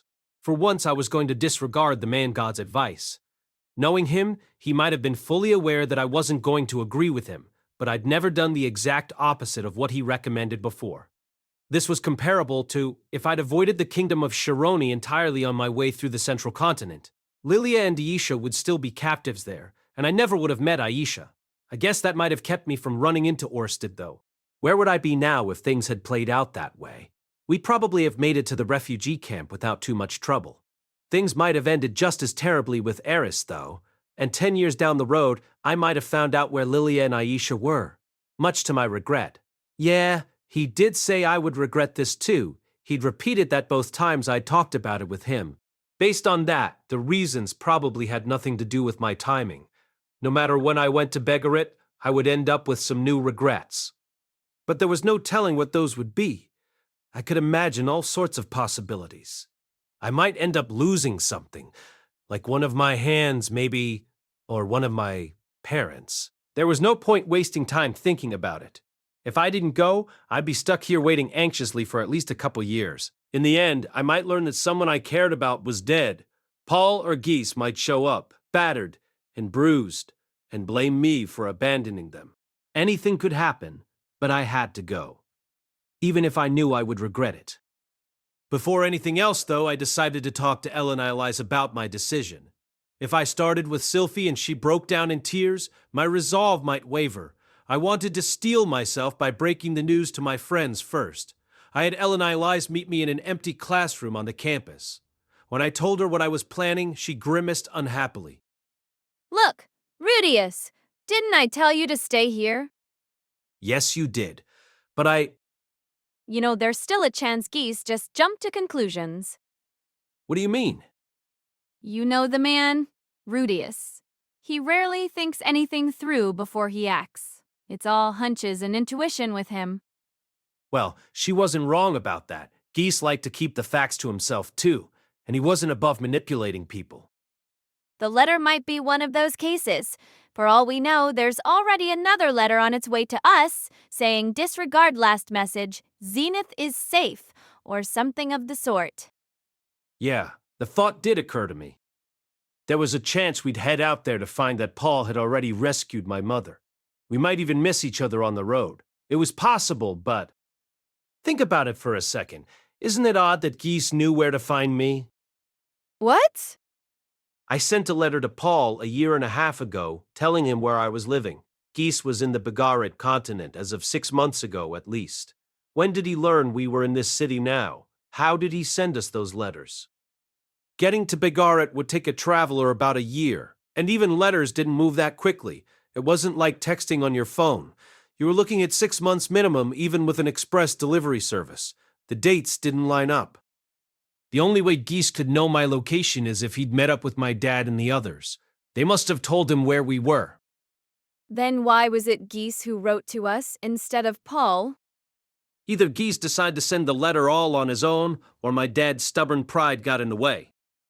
Oh, I see. Ellenise put a hand to her chin, considering this. In Paul's last letter, he'd assured me that he could handle Zenith's rescue by himself. That would have made it harder for him to ask for my help, even if he needed it. Ellenise studied me for a few moments and let out a thoughtful but eventually she nodded. All right then, I suppose we'll go together. I wasn't sure what exactly she'd been thinking about, but her smile looked a little sad. I got the feeling she'd half expected things to end up this way. We'd be traveling to the Begarit continent together, a party of 2. An hour later, we met up again. Right. Let's begin by deciding on our route, shall we? Ellen Elise had returned briefly to her room to retrieve a large map of the world. She'd likely purchased it a few days ago in preparation for her journey. The 2 of us spread it out on a table, then leaned over it to consider our options. The map was fairly crude. It didn't have the names of specific roads or the locations of many towns. It just gave you the shape of the continents, the major mountain ranges, and some other basic geographic features. Ellen Elise had evidently spent some time studying the possible routes. There were small marks on the map indicating the rough location of Rapin and important locations we'd be passing on the way there. As I'd anticipated, there were 2 potential approaches. To start, I think we want to arrive at Rapin as quickly as possible. Ellen Annals was pointing at the shorter route, which would take us from Asura to the northern coast of the continent. Mushoku Tensei Vol11 by Raifujin Namagane, cast by Artale Studio. If you are interested in creating your own audio drama like this, please visit artale.ai and use promotion code ARTALE to activate your account. Now, enjoy the story. But the route from the north is more dangerous, right? There were all sorts of risks involved with this approach. We didn't know the roads in Begarit, and we'd have to travel nearly the entire length of a dangerous continent. I was confident in my ability to slay monsters, but an unfamiliar land could still hold many dangers. I seem to remember you can speak the fighting god tongue, Rudeus. Am I correct? Huh? Well, yeah. I'm not exactly fluent, though. In that case, We can simply hire a guide and bodyguards once we arrive. Ah, I see. Thanks to Eliza's many years of experience on the road, we quickly agreed on our basic route. Having done that, we moved on to planning the details of our journey. First, we'd buy horses here in Renoa and load them up with just enough provisions to get us to the Asura kingdom. We didn't want to bring too much stuff, since that would slow us down. We'd replace our horses when necessary and drive them as hard as possible until we reached the port in Asura. Once there, we'd buy equipment and provisions. Foodstuffs were hard to find in Begret, even when you had money to spare. The prices in Asura might be higher, but it was wise to stock up when we had the chance. As soon as we had everything we needed, we'd catch the next boat to Begret. There, we'd hire a guide and possibly bodyguards if it seemed prudent. Elenilis would handle these negotiations while I acted as interpreter. After that, we'd just let our guide lead us to the city of Rapan. Once there, we'd find Paul and the others, rescue Zenith, and take the same route back home. I've made the trip to Asura more than once, so it won't be an issue. The only tricky part is choosing what we bring with us to Begret. We couldn't carry everything we might want. A carriage could have solved this problem, but Begret was apparently covered in deserts, and wagon wheels aren't much good on sand. We'd likely have to buy a steed like the lizard I'd used in the Demon Continent. Maybe they had camels or something. I think you can leave those details to me, though. I have more experience in this field. Old age does have its benefits, huh? Don't provoke me, please. I'd spent 5 years as an adventurer, but compared to a veteran like Elenilis, I was still a fledgling. I ended up leaving a lot of the tough calls in her hands. Fortunately, we're both in reasonably good shape. We should be able to push ourselves hard when necessary. Yeah, I guess so. I was confident Elenice could march all day long through the desert, but not quite as certain I'd be able to keep up with her. I'd kept up my training, but there was a chance I'd slow her down a little. It didn't strike me as a huge problem, though. In any case, it's convenient that they breed horses for long-distance travel in this region. We should be able to find some very suitable options. Our initial goal was to reach the port in Asura within 2 months. It was hard to say how long the crossing to Begret would take, but we estimated 1 month. Neither of us had been to the continent itself, but it was apparently tough terrain, so we penciled in another 6 months to reach our final destination. Altogether, we were looking at maybe 8 months one way. That was faster than I'd estimated myself. I felt like there might be ways to cut it down further with creative uses of my magic, but I didn't want to risk slowing us down with amateurish experiments. The most important thing was getting there in one piece. We spent some more time discussing other details we'd need to be aware of on our journey. Elenilis cleared up a few things I didn't understand with remarkable precision and had us hammer out quite a few decisions in advance to prevent any disagreements on the road. It was nice to know we weren't going to waste any time arguing about what to do next once we got underway. The biggest problem. After a while, though, she put a hand to her chin and grimaced. I felt like we'd covered most of the important topics, but evidently, I'd overlooked something. Is going to be my curse. Oh, right. Unless she slept with men on a regular basis, Elenilis would literally die. On a casual journey, that posed no issue. She could satisfy her needs in whatever town she wandered into. On longer trips, she often joined a party and found a willing partner. But on a rapid-paced expedition like this, there would be times when none of those methods worked. Both of us fell silent for a moment. There was a simple answer, of course. I could sleep with her when necessary.